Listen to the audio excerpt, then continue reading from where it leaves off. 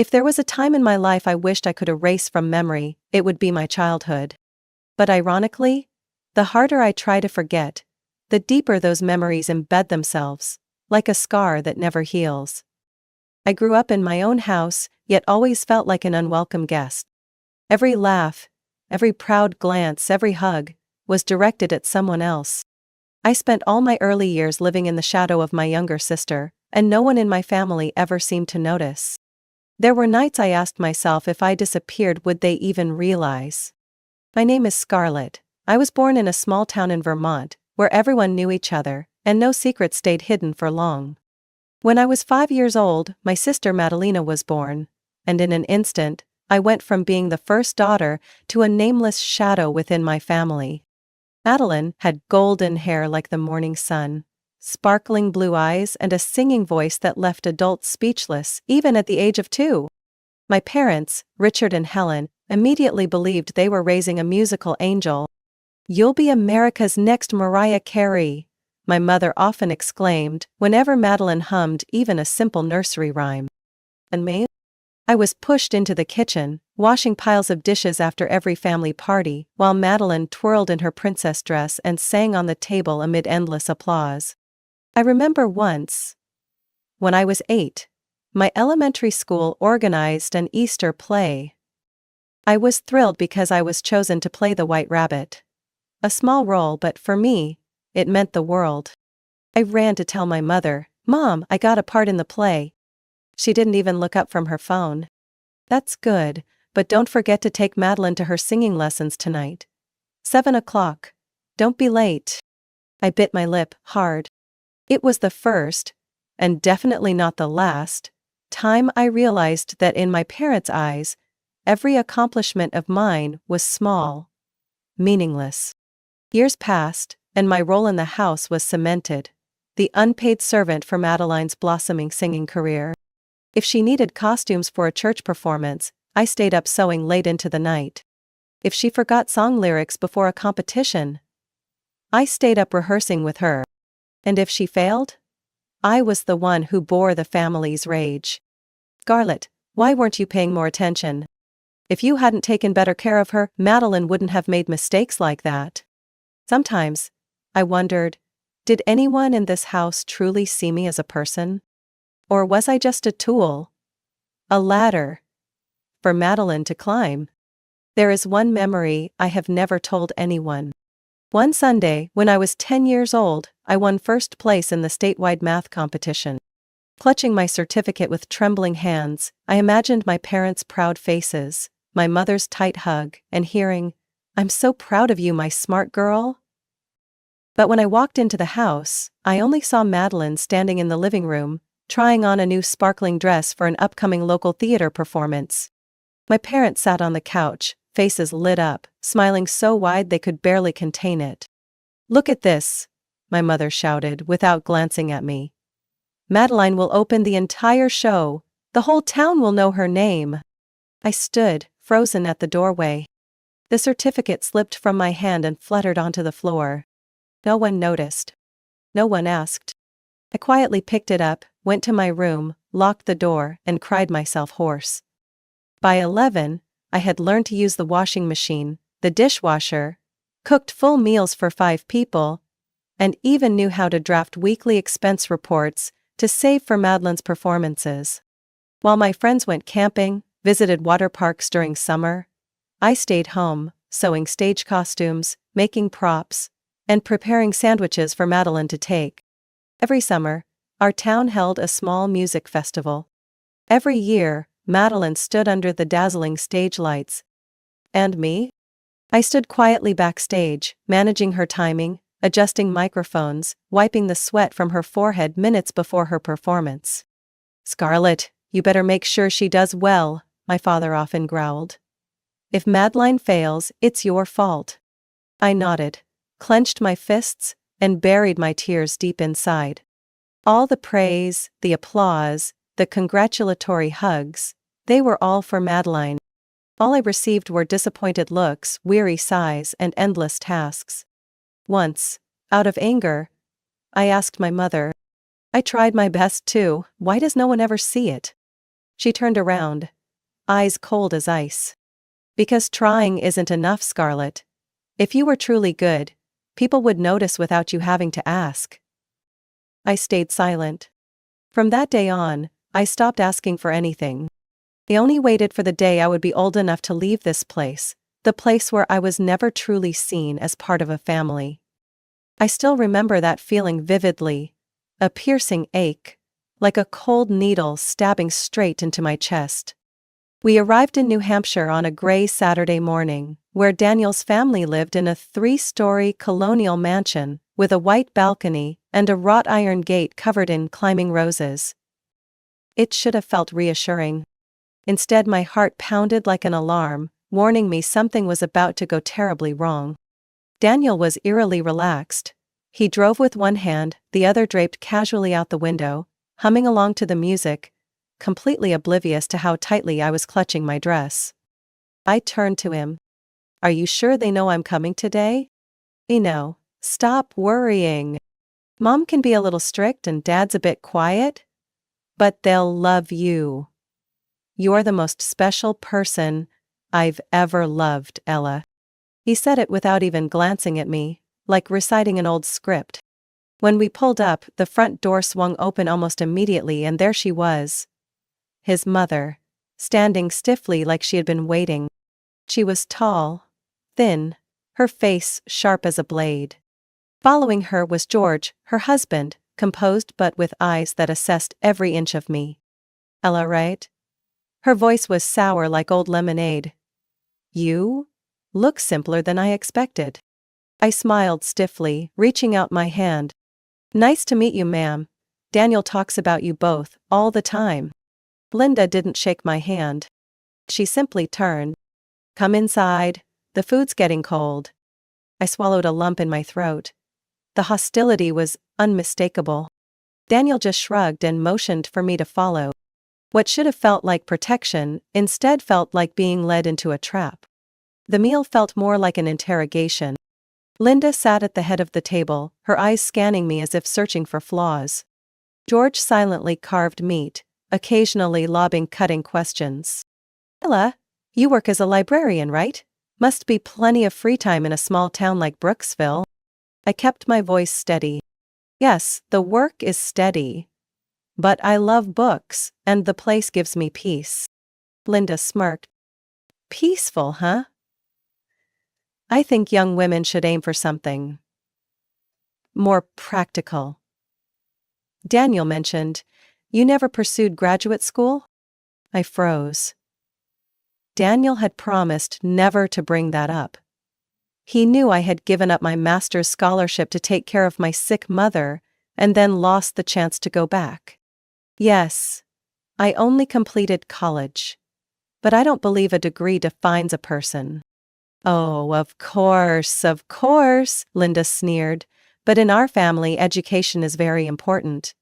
Daniel, you should explain to Ella more about our traditions." I turned to Daniel, silently pleading for him to defend me. But he only chuckled weakly and scooped more mashed potatoes onto his plate. "Come on, Mom. Academics aren't the only measure. Ella has a good heart. That's what truly matters, right?" I froze. It sounded like he was defending me. But it painted me as a pitiable girl to be loved for having a good heart, instead of being valued as an equal. I couldn't eat another bite. My throat dried up, my hands trembled lightly on my lap. Every word spoken around that table felt like a sharp blade, slicing away pieces of my dignity. After dinner, Linda offered to show me around the house. Or more accurately, to inspect me discreetly. In each room, she made pointed remarks, half joking, half accusatory. "This is Daniel's study, very private. I hope you know how to respect boundaries. Those paintings are all from auctions, not the cheap ones you find in random stores.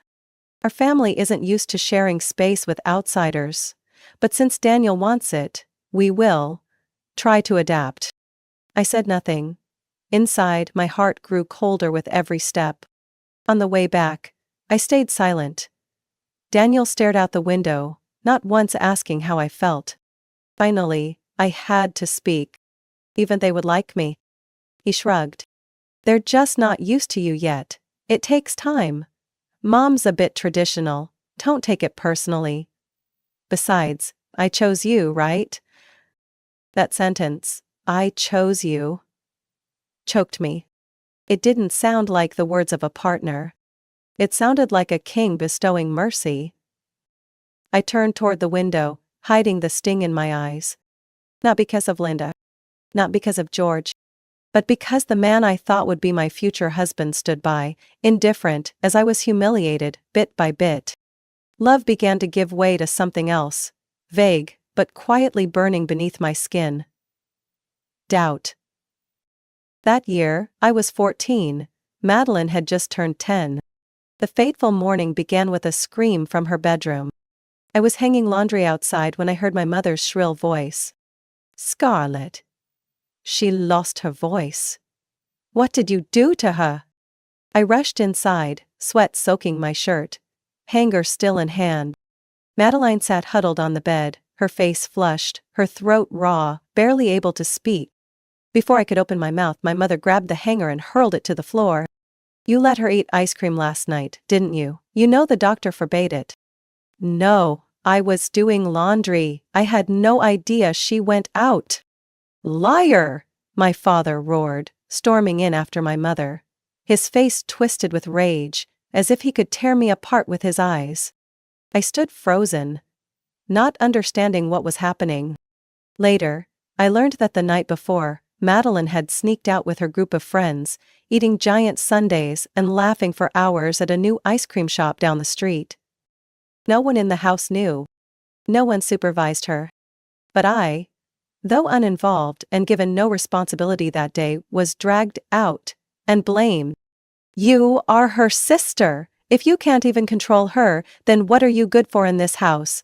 My mother screamed, yanking me out of the room and slamming the door shut. That night, while they took Madeline to the hospital, I stayed home. Alone. No one told me to stay behind. But no one invited me to go with them either. I sat curled up in the kitchen, dim light casting shadows over my trembling hands. Part of me worried about her. After all, she was my blood. But a bigger part feared what was coming. And I was right. When they returned, my mother's face was crimson with fury. My father slammed the hospital folder onto the table like a verdict. Her vocal cords are damaged. The doctor said she might never sing the same again. Then he turned to me, his gaze slicing into my skin like a knife. This is your fault. I was speechless. But Shut up! My mother shrieked. You let her go out, you let her mess around, you let her ruin her voice. Do you know how much hope we had in Madeline? I had never heard her voice shriek like that, as if I had set fire to her only dream. That very night, I was grounded for 1 month. No phone. No television. No going out except for school. And my room? Moved down to the basement. Let Madeline rest, my mother said, even though my room was already at the end of the hallway. Even though I always walked as quietly as a cat. Even though I had never disturbed anyone. The basement was cold and damp, reeking of mold and old cardboard. I arranged a few worn pillows, spread a thin blanket over a foldable bed. Every night, the sound of footsteps pounding above reminded me silently where I stood. Beneath them, in every sense. In that dark, isolated space, I began to write. On scrap paper, the backs of receipts, even on the edges of old bread boxes. I wrote down everything, the injustices, the bitterness, the endless blame, the icy stares from my mother, the resigned sighs from my father whenever he looked at me. I had no one to confide in. If I had friends, they were surface-level acquaintances at school. No one knew. And I told no one. 1 week later, my mother called me up to the living room. I thought they might have changed their minds. We need to focus completely on helping Madeline regain her abilities, my mother said, stroking Madeline's hair, as she kept her head bowed. So from now on, you'll handle all the housework, everything. I stood like a statue. But I have to study. No one's stopping you from studying, my father cut in. You just need to manage your time better. If you can, maybe you should just quit school altogether. At that moment, I understood. They didn't need me as a daughter. They needed me as a servant. Unpaid, unthanked, unacknowledged. That night, while washing dishes, I heard Madeline laughing upstairs, practicing the piano, the new art form my mother picked to replace singing. I looked up at the kitchen light reflected in the water glass and saw myself. Messy hair, dark circles, sagging shoulders. A 14-year-old girl who looked twice her age.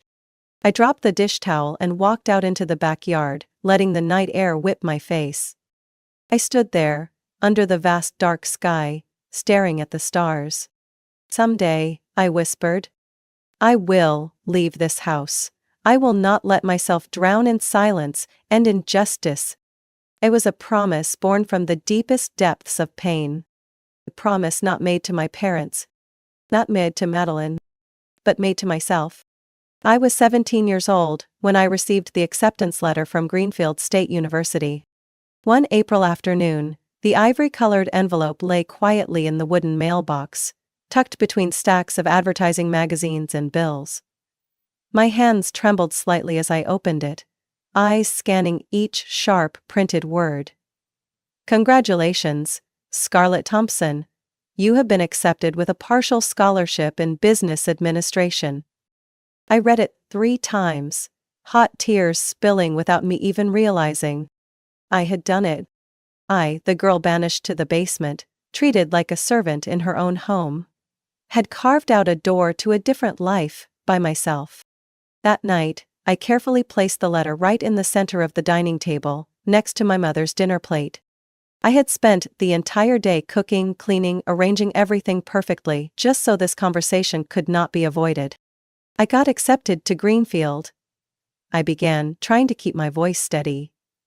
I have a 50% scholarship, but I still need support for the rest. I have already made a financial plan and arranged for a part-time job on campus. My father tapped his spoon against the plate rim, his eyes never leaving his roast beef. Greenfield? All the way in Massachusetts? Who do you think will pay for you to live away from home? I will work part-time, I said. I only need you to help cover the remaining tuition. I can even sign a contract, promising to repay every dollar after graduation. My mother shrugged, spooning more salad onto Madeline's plate while Madeline played with her phone under the table. Scarlett, it's not that I don't want to help, but realistically, we can't afford it.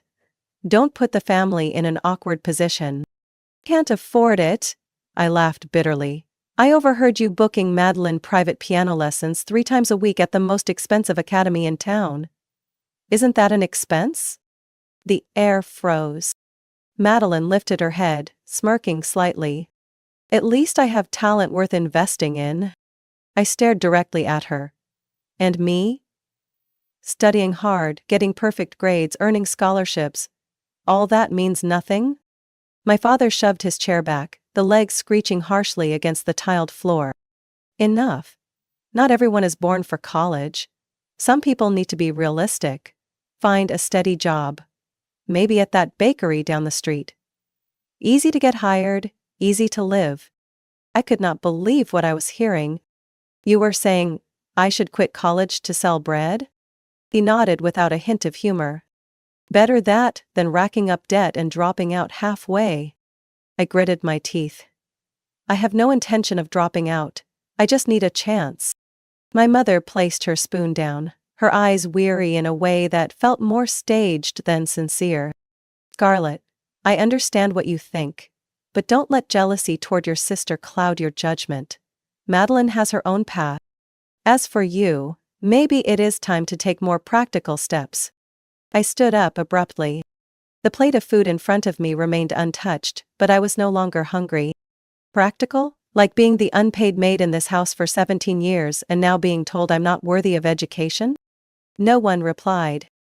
No one denied it. Only the ringtone from Madeline's phone echoed in the room, followed by her giggles as she answered. Yeah, my crazy sister is throwing a fit over something again. I left the table without a word, heading straight to the basement where I had been exiled, like unwanted trash. That night, I opened my laptop and typed into Google, "How to go to college when your family refuses financial support." I stayed up until 3 in the morning. I wrote down every small scholarship, every independent student loan without needing a cosigner. I downloaded FAFSA forms, drafted detailed budgets, and mapped out plans for juggling part-time work starting freshman year. I decided I would go to college. Even if it meant working 2 jobs, 3 jobs. Even if it meant surviving on instant noodles for the entire first year. And I decided something else. I would never bring this up with them again. Their silence when I asked for help spoke louder than any rejection. 3 days later, I called Chloe, my best friend since middle school. Her family owned a small cafe downtown, where I had worked one summer back in 9th grade. "Do you still need someone for evening shifts?" I asked. "Do you need money?" Chloe asked back, her voice full of concern. "No. I need freedom." 3 days later, I arrived at Evergreen Cafe, a cozy corner shop owned by Chloe's parents. I wore a faded gray sweater, tied my hair back tightly, and clutched my backpack like it was the only solid thing I had left to hold on to. Chloe rushed out the moment she spotted me through the glass. She hugged me tightly, something my mother had not done in the past 4 years. "My parents are waiting in the office," Chloe whispered. "I told them everything. You just have to be honest, like you were with me." I nodded. My lips were so dry I had to lick them, lightly, to speak without trembling.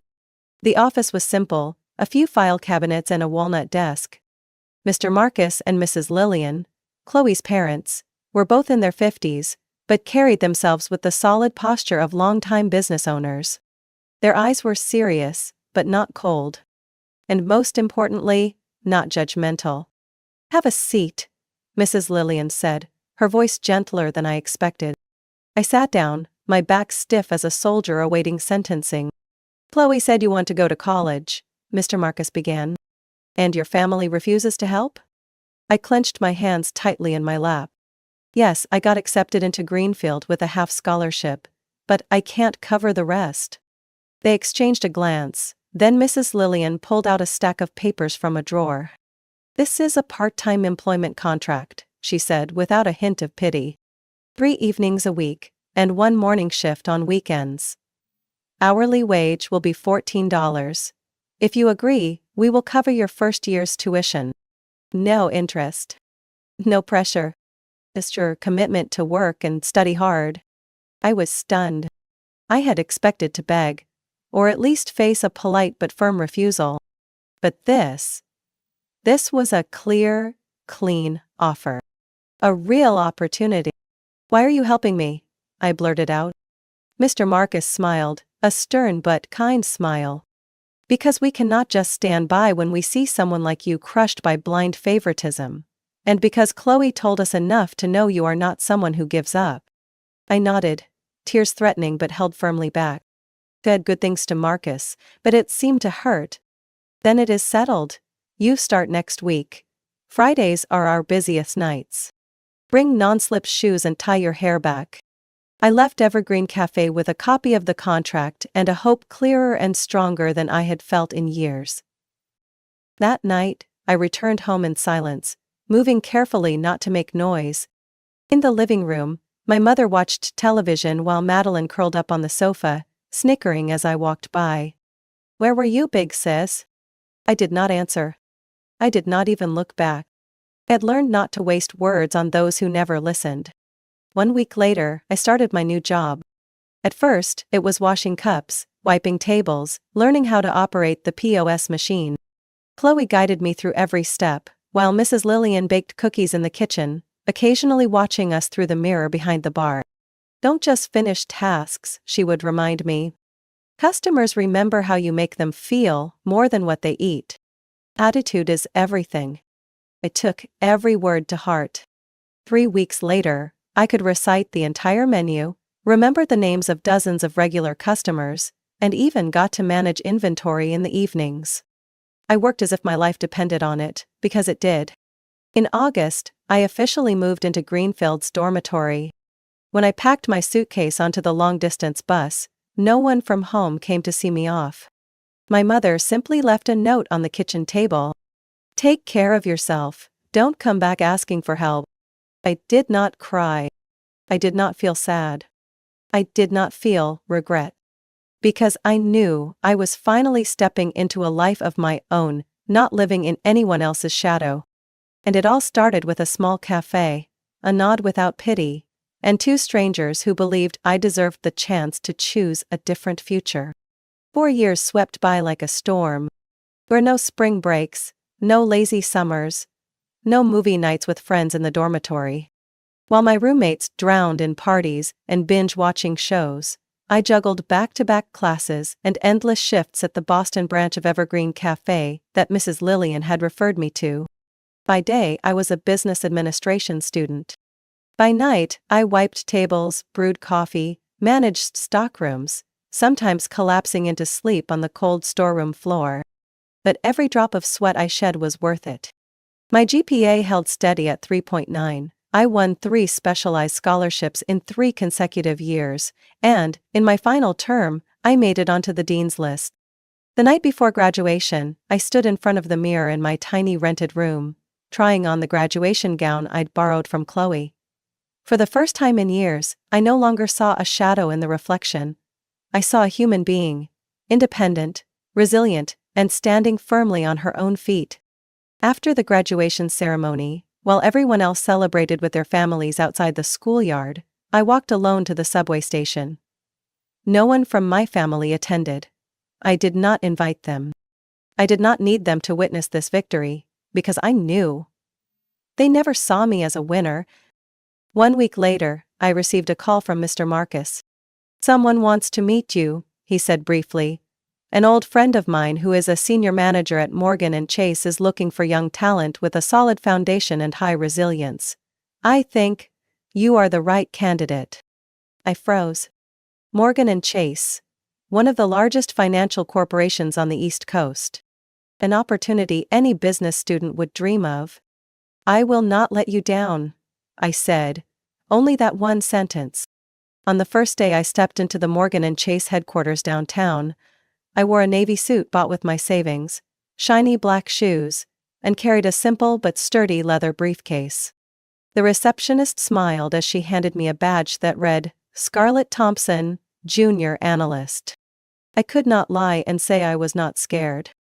But I remembered even more vividly the exhilaration burning inside my chest. Like every cell was screaming, "Finally! You have escaped the past." The first 4 months were hell. I returned home after 11 at night, ate instant noodles and fell asleep on my desk.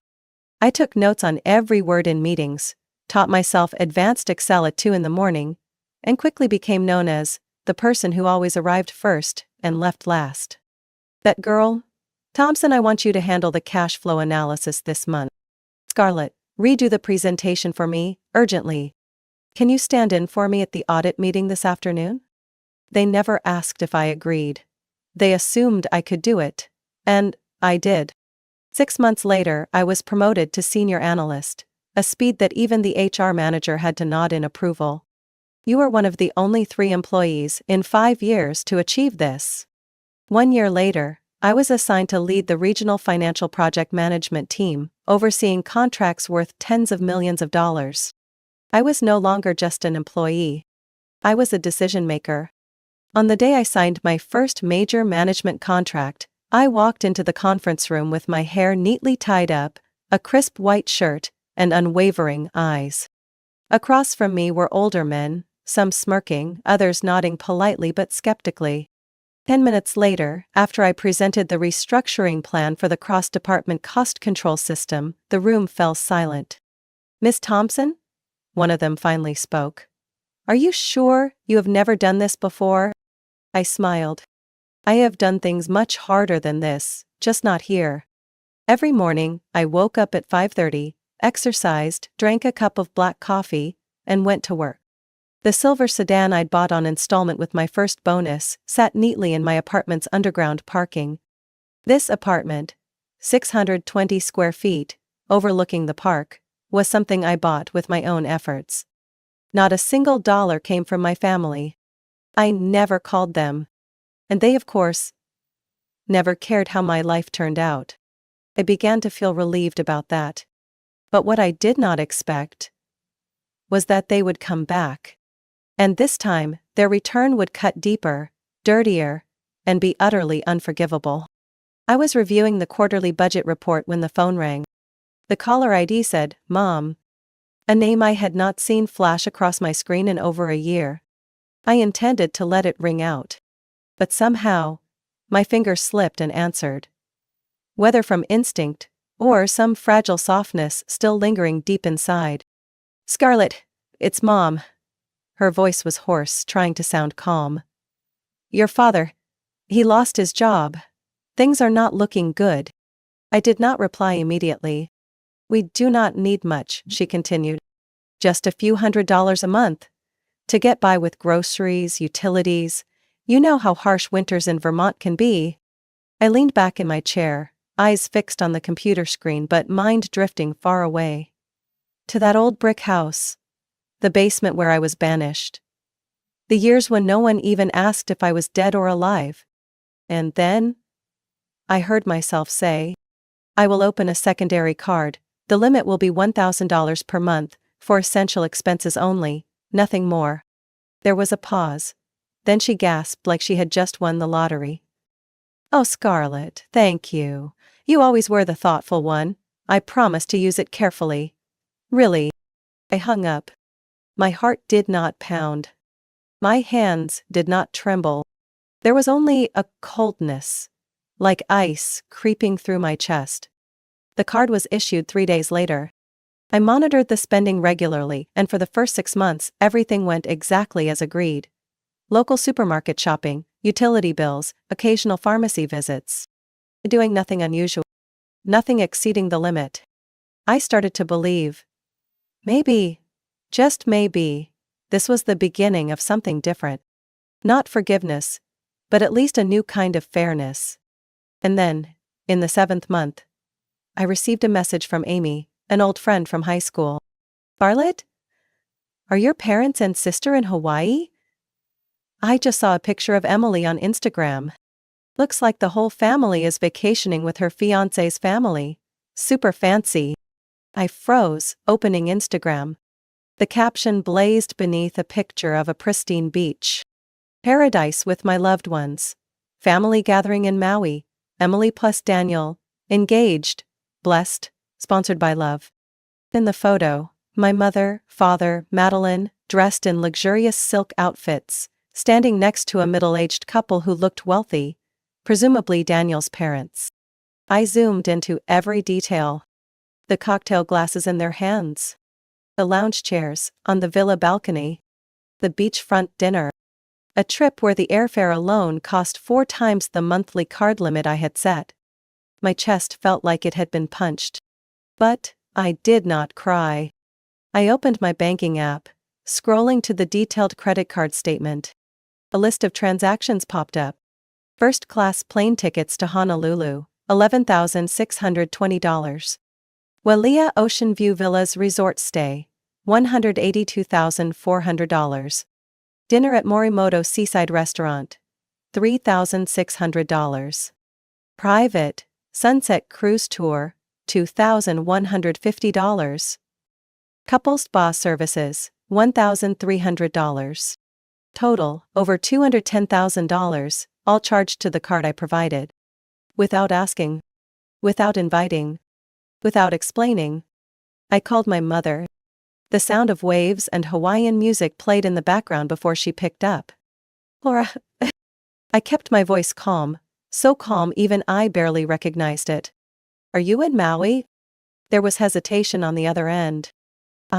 Just a short break. Your father needed some relaxation." "Together? With Daniel's family?" "Yes. They invited us, but, you know. We pitched in a little too." "A little?" I nearly laughed. "Over $200,000 charged to my credit card is a little?" Silence. Then faint whispering. I heard Madeline's voice in the background. "Tony, she knows. What do we do now?" The phone changed hands. "Sis," Madeline said in a voice so sweet it was almost shameless. "You should be proud. Thanks to your money, everyone had an unforgettable memory. No one asked you to pay, you know. Things just happened." I closed my eyes, my fists clenched. "Do you know what you are to everyone?" Madeline continued. "A walking wallet. A mobile ATM. So just play your role." I hung up the call. Without hesitation, I opened my banking app. Cancelled all bookings at the resort. Deactivated the credit card. Blocked all future transactions. The screen flashed a message: "Card has been deactivated." I leaned back in my chair staring out the window. The Boston night sky had no stars, but my path was clear. Separate, independent, and no longer tied to what they called family. 3 hours after canceling all reservations and freezing the card, my phone exploded with calls and messages. Mom, Dad, Madeline, strange numbers from Hawaii. A message popped up from an unknown number under the name Vivian Anderson. "Scarlett, this is Daniel's mother. We need to talk. Urgently." I did not reply. I opened my laptop, logged into all my social media accounts, and began gathering evidence. Bank emails confirming transactions. David greeted me with a smile. Desperate texts from Mom. The interrupted call with Madeline. Instagram photos, with the caption "Sponsored by Love." I pieced everything together in a long post, no embellishment, no bitterness, only the truth. Clear, raw, undeniable. I am Scarlett Thompson. Recently my family illegally used a credit card I issued to them, with a $1,000 monthly limit, to fund a luxury vacation in Hawaii worth over $200,000, including first-class flights, 5-star hotel stays, spa services, banquets, and private yacht tours. I was not invited. I was not asked. When I found out, I canceled all unpaid services. I was also called a walking ATM. Below is the evidence. Everyone can judge for themselves who the real toxic people are in this story. I attached photos, invoices, the recording of my last call with Madeline. I pressed post. Within 5 minutes, the post had more than 700 shares. Within 10 minutes, the number of comments had jumped past 1,500. Messages flooded in like a waterfall. Strangers sent support, sympathy. Even others who had experienced financial abuse by their families shared their encouragement. Meanwhile, a small war was breaking out in tropical paradise. I was not there, but thanks to an old friend who worked in the Hawaii tourism industry, I got the full story, as if I were standing right in the Wailea Ocean View Villa's lobby myself. My mother, after being denied all service payments, screamed at the front desk. "This cannot be, my daughter confirmed everything." The receptionist calmly replied, "Ma'am, the account was locked by the cardholder. We received formal instructions. The room will be cancelled within an hour if alternative payment is not provided." Madeline slammed her hand down on the counter, while Daniel stepped back, his face pale. The Anderson family, used to living in the world of high finance, stood frozen, realizing they had been dragged into a web of lies, with no way out. "We were told everything was paid for," Mr. Anderson hissed, glaring at my parents like he could burn them alive with his eyes. Emily, or rather, Madeline, made the worst move possible. She tried to blame me. "My sister is crazy, she did this out of jealousy, we did not mean to take advantage."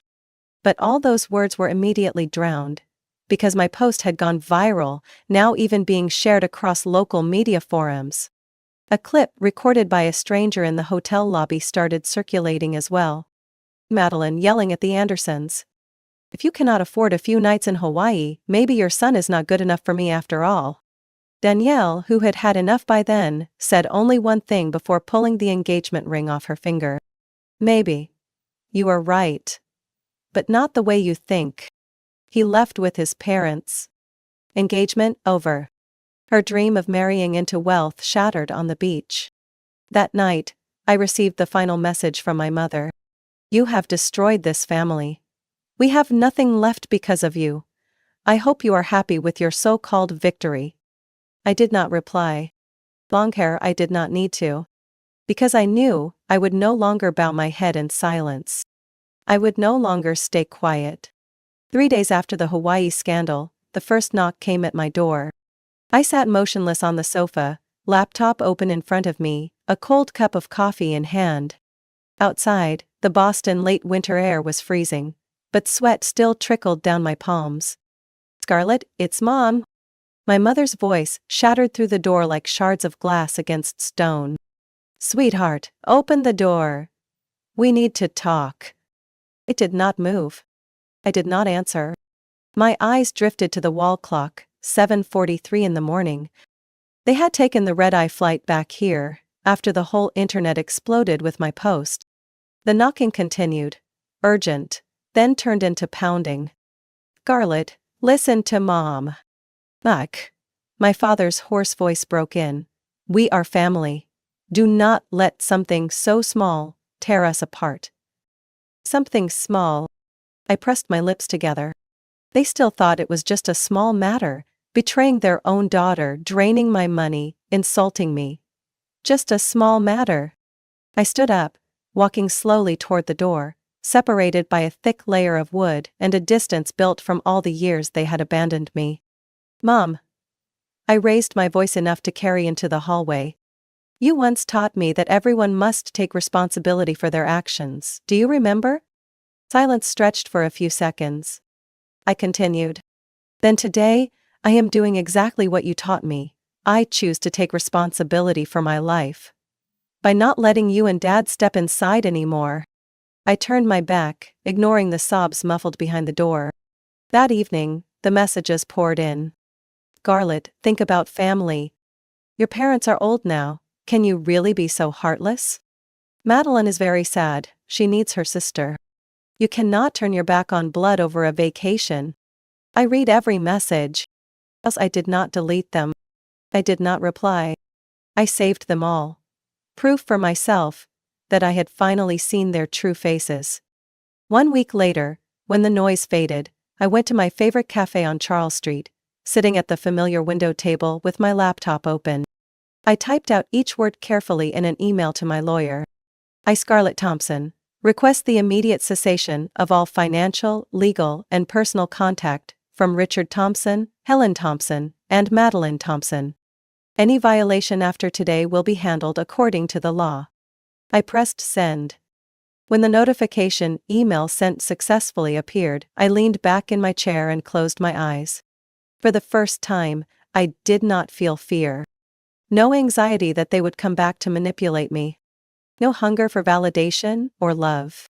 Because now, I understood. Family is not a place where you must suffer to be accepted. Family's a place where love never demands a price. I would create my own family from what I chose and built with my own hands. A few months later, as spring arrived, I was appointed senior project manager at Morgan & Chase. The award ceremony was held in a grand hall under warm golden lights. Colleagues applauded, supervisors shook my hand in congratulations. As I accepted the plaque, stood on the stage looking out over the crowded room. None of my old family was there. And strangely, I felt no absence at all. That evening, I walked alone along the Charles River, the cool breeze dancing across the sparkling water. I stopped on a small bridge, gazing at my reflection rippling below. There was no longer a faint shadow surviving off someone else's light. Only one Scarlett, strong, independent, and free. I smiled. Not because of victory. Not because of revenge. But because finally I had stepped out of the darkness that my family had tried for so many years to trap me in. And I swore to myself, from that moment forward, the only person who would have control over my life was me. My story is proof that blood does not always equal love and respect. Family once shackled me in silence, guilt, and unconditional sacrifice. But only when I dared to step out of that shadow did I truly find my own worth. Sometimes, growing up is not about forgiving those who hurt you. It is about learning to live without needing them. The greatest freedom comes when you stop seeking approval from people who never deserved it. What do you think about Scarlett's journey and the choices she made? Share your thoughts below. And do not forget to follow the channel so you never miss more emotional real-life stories about family, betrayal, and the power of resilience. My name is Caroline. Dinner at my in-laws' estate on the outskirts of Connecticut had never made me feel at ease, but tonight, something felt different. It wasn't the overcooked roast, or the cold chandelier hanging over a dining table fit for royalty. It was the way everyone looked at me. Too calm, too prepared. Like they had rehearsed for weeks for a performance I hadn't been given the script for. Judith, my mother-in-law, sat across from me, wearing the pearl necklace she reserved for serious negotiations. Her smile was soft as whipped cream, but her eyes were harder than granite. Caroline, you've always been emotional. That's a strength when caring for Emily, but sometimes a weakness when it comes to finances. Each word landed like ice cubes dropped into bourbon, burning without flame. I glanced at my husband, Thomas, the man I once believed would protect me from the world. But tonight, he wouldn't meet my eyes, as if I had become the threat. His hand rested lightly on my thigh, paper thin. Not to comfort, but to restrain. Next to Judith sat her husband, Gregory, a retired businessman who once ran a major transportation company. He calmly opened a folder in front of him, speaking with the tone of someone presenting at a board meeting. We've been thinking carefully about Emily's care fund. It's over $700,000. With proper management, it could generate long-term gains, instead of just being gradually spent. I pushed my wine glass aside.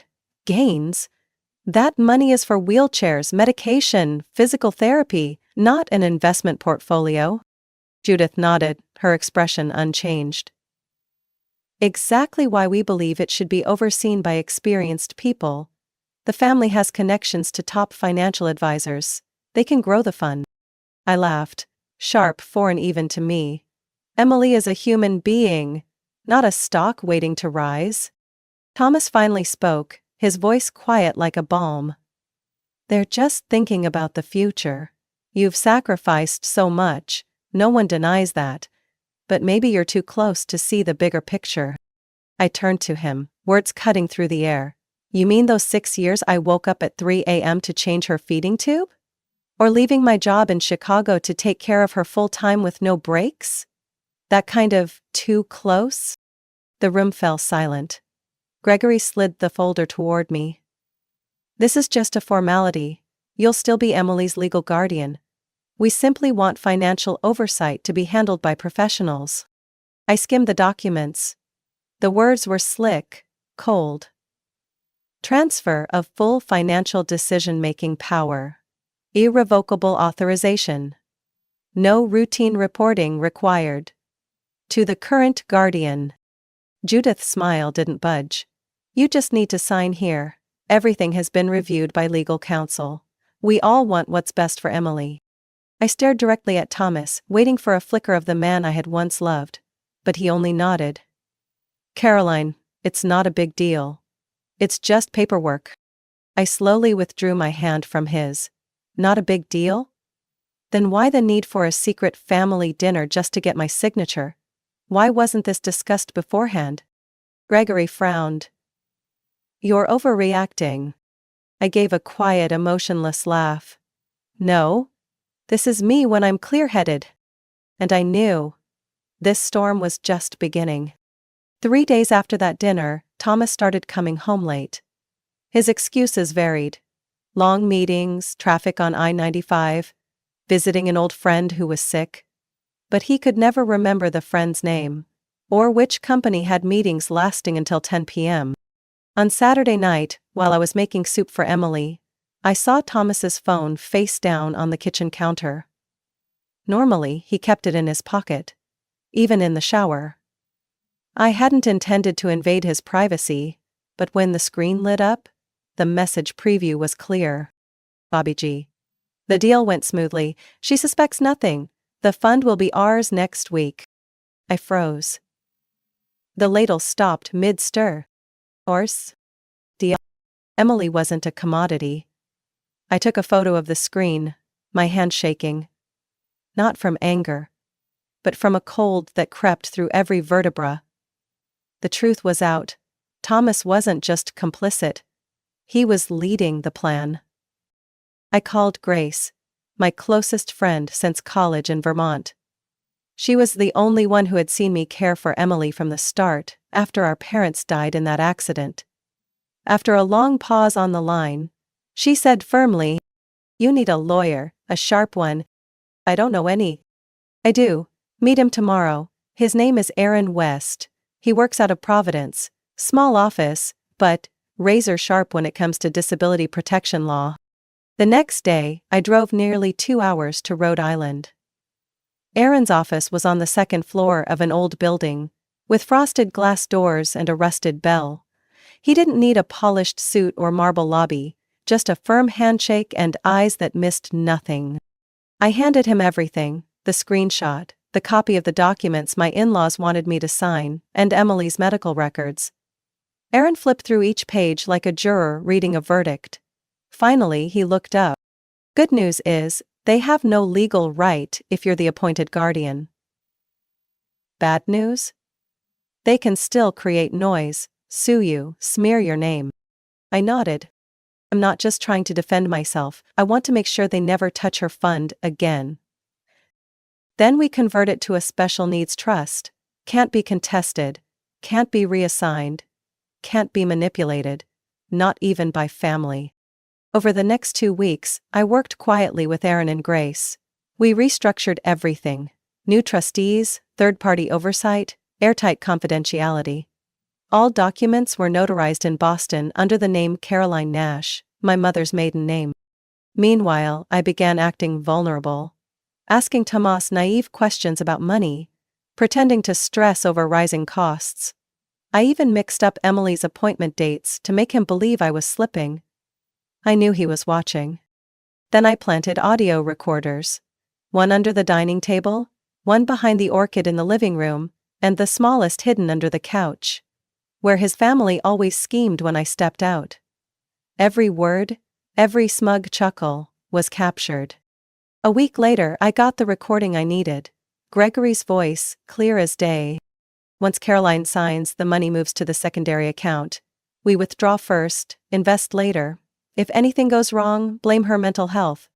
Then Judith, voice sharp enough to draw blood. "She's already worn out. 10 years of caregiving and she's graying. Anyone can see she's over it. We need someone clearer-headed."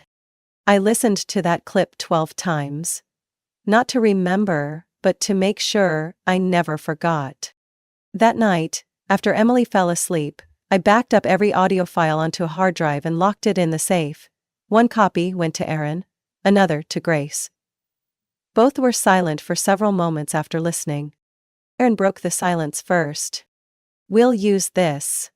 When they're sure they've won, we pull the curtain. And when it drops, no one walks away clean." I looked out the window. Trees trembling under the amber porch light. And I knew, deep down, there was no turning back. Only forward. On Friday night, Judith called and invited me to a family dinner at the lakeside estate in Norwalk. Her voice was sweet, like honey laced with sedative. "Just a little gathering, Caroline, nothing serious, dear." I nodded politely and hung up. Looking out to the backyard, where Emily was laughing as the sprinkler startled her, I whispered to myself, "It's time to end this act." I chose a cream-colored dress, simple and soft, unthreatening. Light makeup, low bun, the look of a woman worn down from years of caregiving. Before leaving the house, I opened the bookshelf, pulled out the mini recorder hidden inside Gone Girl, and tucked it carefully into my purse. Full battery. 8 hours of memory. The main backup was already with Grace. Gregory and Judith's estate sat still by the lake, water as flat as glass. Inside, warm yellow lighting and soft classical music played. Thomas greeted me, adjusting his collar like an actor fixing his costume before curtain call. He kissed my cheek, and I smelled the wine on his breath. a sign of nerves disguised as calm. The dinner table was meticulously set, scented candles, white lilies, a decanter of red wine, just the way Judith liked it. Gregory took his usual seat at the head, still carrying the posture of a boardroom veteran. Judith smiled her social smile and pulled out my chair. "No business talk tonight, Caroline," she said sweetly. "We're family, after all, aren't we?" I nodded, my eyes drifting toward the thick envelope placed neatly on my plate. My name was printed in cursive. No one touched the food. This was just the stage for their carefully choreographed persuasion. Gregory began, his voice steady, dripping with self-importance. "We know you've done an amazing job with Emily, but the future requires planning. If the fund is managed well, she'll have long-term financial security." Thomas chimed in, placing a hand over mine. "You don't have to carry everything alone. Sharing is a deeper form of love, isn't it?" I smiled faintly, nodding. "You're right, maybe I've been too stubborn." Judith lit up like a chandelier. "I knew you'd understand. This is the right move." I opened the envelope, pulled out the documents. My eyes passed over the cold language: financial authority, decision rights transfer, liability waiver. I picked up the pen, signed each page slowly, every curve of my signature deliberate, like I was completely in agreement. Thomas exhaled. Gregory gave a pleased nod. Judith raised her wine glass. "To a secure future." I clinked glasses with her, swallowing the bitter wine. "To Emily." I stayed long enough not to arouse suspicion. When the beef stew was finally served, I reached under my napkin, hit the stop button on my phone recorder, and quietly excused myself. "Emily's having a hard time sleeping tonight," I explained. I didn't look back as I walked out of the estate. My heartbeat was steady. I got into the car, locked the door, and started the engine. My phone lit up. "Grace. Is it done?" "Done, crystal clear recording." "And the papers?" I signed. But they mean nothing now. I had already moved the entire care fund into a special needs trust 2 weeks ago, under third-party oversight in Hartford. Aaron personally ensured every step was legal and irreversible. Even if I signed 10 more times, they couldn't touch a single cent. When I got home, Emily was asleep. I walked into her room, adjusted her pillow, gently pulled the blanket over her shoulders. Her face, under the nightlight, was as peaceful as an angel's. "They think I surrendered, Em," I whispered. "But they don't know. I've been several steps ahead." I stepped out, closed the door softly behind me. The war wasn't over. But my side had just gained the upper hand. And they wouldn't know until it was far too late. 4 days after that dinner, I received a court summons. The envelope bore the name of Hastings and Lyle, the law firm where Gregory once held shares. I opened it in the kitchen, my hands still dusted with breadcrumbs Emily had spilled. The document was thick, sealed in red, and the title stood out in bold: "Allegation of financial fraud and misappropriation of a special needs trust." I gave a faint smile. Not because I was shocked. This had been part of the plan all along. That evening, I called Grace to stay with Emily and drove straight to Aaron West's office. A light rain misted the windshield like silver fog. Aaron was waiting with hot coffee, his expression calm, like he had already read the next chapter in this legal novel. "They really filed?" he asked, unsurprised. "Yes. They're claiming I unlawfully moved the fund, abused my guardianship, and am financially unfit." Aaron chuckled and opened his laptop. "Then it's time for our special folder: dinner recording, Bobby G's text, the forced authorization papers, and..." He pulled a fresh file from his drawer. "Here's the juicy part. A civil investigation report from a credit specialist." I leaned in. "What is it?" "Gregory? 3 years ago he used the name Emily Nash, Dependent Minor Trust, as collateral to secure a loan for a resort expansion project in Vermont. The venture collapsed after COVID. He's still in default." My fists clenched. He used my sister's name to borrow money? Not directly, but enough to qualify as financial fraud. It was labeled as a family support trust asset. There's a notarized file, bank forms, and, notably, no signature or consent from the legal guardian. That's you. I sighed and poured more coffee. So they filed the suit to cover up their own illegal mess? Exactly. Attack first, distract second. The next morning, Grace called again. Caroline, remember Linda? She lived near Gregory years ago. Judith's cousin's daughter? Isn't she the one with the autistic son, always trying to get Medicaid coverage? Right. She reached out after hearing about your case. Judith convinced her to sign over a small fund meant for her son. Told her it would be an investment for the family's future. She never saw a cent. Then they ghosted her. An hour later, I sat across from Linda in a cafe near Emily's old elementary school. She brought a folder packed with emails, receipts, and a shady power of attorney draft written by Gregory himself. I asked her to sign a formal statement. She agreed without hesitation. Days later, another call came. Is Caroline? This is Natalie. I was Emily's home care nurse last year. I heard about the lawsuit. Honestly, I'm angry.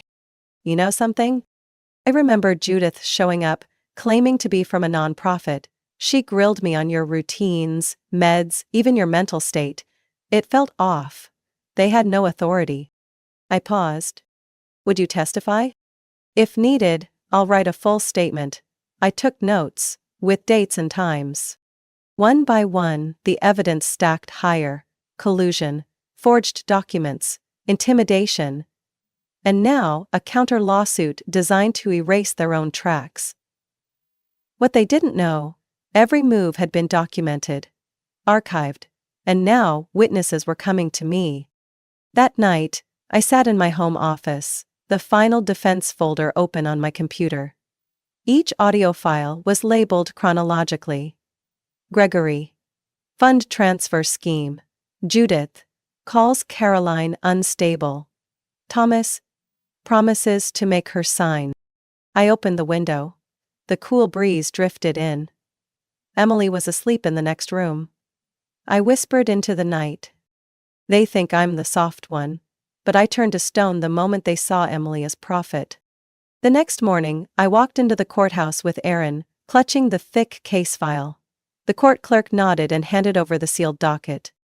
They had started this war, but the fire wouldn't burn the way they wanted. I wasn't there to beg for justice. I came to burn every lie to the ground. Courtroom 3 at the Fairfield County Courthouse was packed that morning. A local journalist sat in the last row, notebook open. Judith sat to the left of the plaintiff's table, her expression stiff, layers of makeup failing to hide the pallor.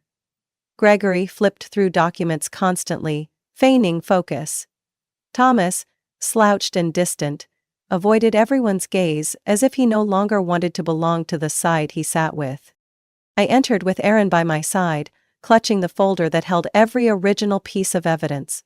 Grace sat quietly in the back row and gave me a reassuring nod. Emily was at home, cared for by a private nurse. I wouldn't let her witness a morning where the ugliest truths of family were laid bare under oath.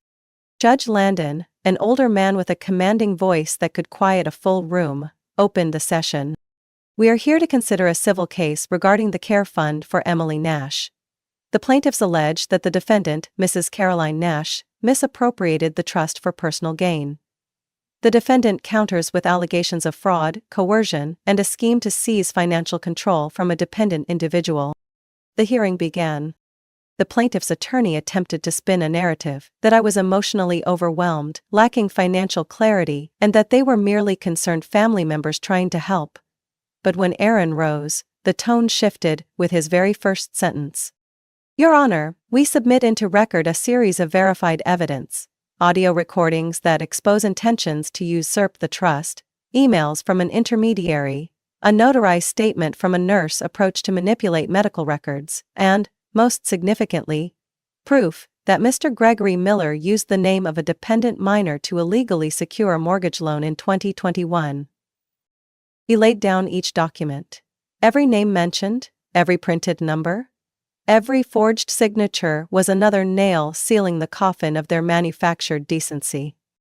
Then the courtroom fell silent as the recording played, Judith's voice, crisp and clear. "She's weak. Just a few more nudges and she'll sign." Gasps rippled through the audience. When the resort mortgage under Emily's name came up, Gregory straightened in his seat, his face turning crimson. Then it was my turn. I stepped forward, with empty hands, no script, no notes. Only the truth. Emily Nash is my sister. I've cared for her every day for the past 10 years, since our parents died. I changed her feeding tubes. I fought insurance battles. I gave up my career in Boston. Not a single dollar from her fund was spent on me. In fact, I fought for every cent she received. I glanced at Thomas, who still stared at the floor. They don't see Emily as a person. To them, she's a number, a dollar sign, but to me, she is family. And the reason I'm still standing. Judge Landon leaned back and tapped his gavel lightly. Having reviewed all materials, heard the recordings, and assessed all testimony, I issue the following ruling. 1. Caroline Nash remains the sole and legal guardian of Emily Nash. 2. Gregory and Judith Miller are permanently barred from any access to Emily or her associated care funds. 3. Thomas Miller, having no remaining legal standing, is also stripped of any authority over dependent financial matters. 4. The allegations of financial fraud will be referred to the appropriate federal investigative body. The gavel struck once, sharp and final. It felt like the end of a long, poisoned play. As I walked out of the courthouse, sunlight poured over the stone steps. Gregory had lost his usual swagger. Judith wore dark sunglasses that couldn't hide her shame. Thomas lingered behind them, silent. I didn't look back. Grace met me outside and asked softly, "How does it feel?" I looked toward the parking lot. Like the storm passed, and this time, I'm still standing. The press would run stories. Judith would be quietly removed from the boards she once advised. Gregory's real estate project would fall under federal scrutiny. And Thomas, he might lose his job, his reputation, and everything he thought he owned. But I only needed one thing, my sister's safety. And now, I had it, on paper, in law, and in my heart. 1 month after the trial, Emily and I moved into a small 2-story house in the town of Guilford. Far from everything that had once belonged to the Miller family. No more lakeside mansions, no more cold white walls. No lingering scent of overpriced perfume in velvet curtains. Our new home had a wide lawn, a stone path, and a sun-drenched room I turned into Emily's therapy space. Emily adored it all. She especially loved the round window on the second floor. Each afternoon, she'd sit for hours watching the sunlight dance through amber-colored leaves.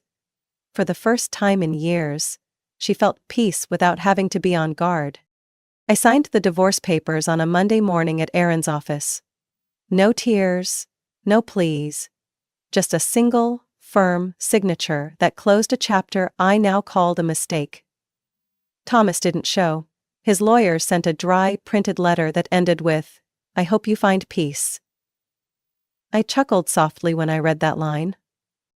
Grace moved nearby, renting an apartment just 3 blocks away. She brought 2 laptops, a giant whiteboard, and an unwavering belief that we were meant to do more than just survive. "Caroline," she said one evening as we sipped tea on the porch, "why don't you turn your experience into a tool for others? Not everyone has a lawyer for a friend, or the clarity to record everything.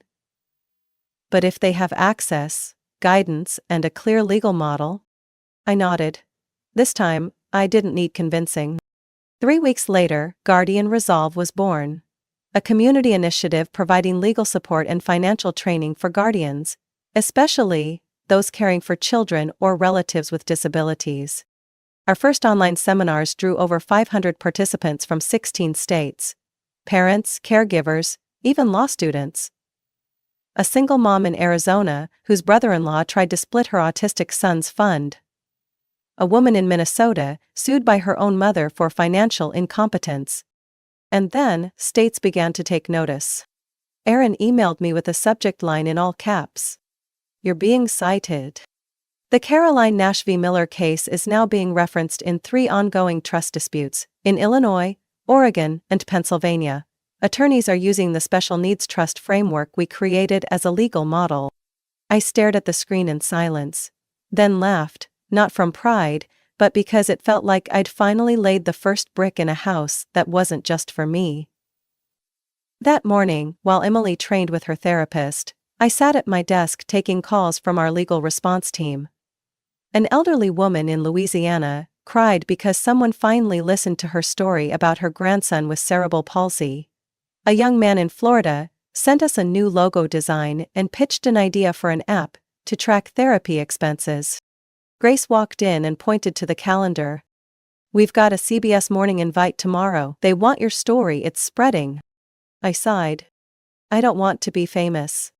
"You don't have to be, you just have to remind people they're not alone." That night, I wrote a summary of the entire legal battle, a 10-minute read for anyone in need. I titled it, "A Guide to Fighting Financial Manipulation Within Families." Then I printed the first 50 copies. Emily went to bed early after playing with her new color-changing nightlight. I sat by the window, looking out at the freshly trimmed grass and catching the scent of mint from the garden along the fence. Part of me still couldn't believe it was over. But day by day, the silence no longer felt threatening. And for the first time in years, I wasn't bracing for the next storm. I was rebuilding, brick by brick, step by step. Not to defend, but to hold the door open for others to walk through. One October afternoon, as red leaves blanketed the yard, I received a handwritten letter. The sender was Jennifer, a single mother from Montana whom I had never met. In the letter, she wrote about being pressured by her own parents to hand over financial authority to her younger brother, after her daughter was diagnosed with cerebral palsy. They told her she was too weak for big decisions, and that it was best to let someone with a business mind handle things.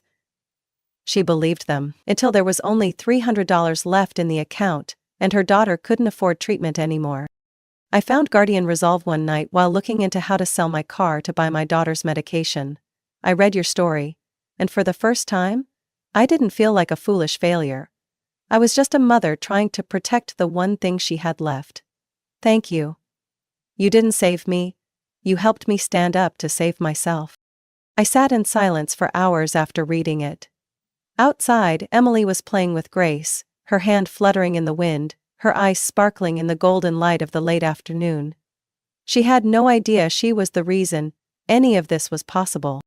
I used to think protecting Emily was my only boundary. But stepping past that line, I learned something. Love doesn't ask for permission.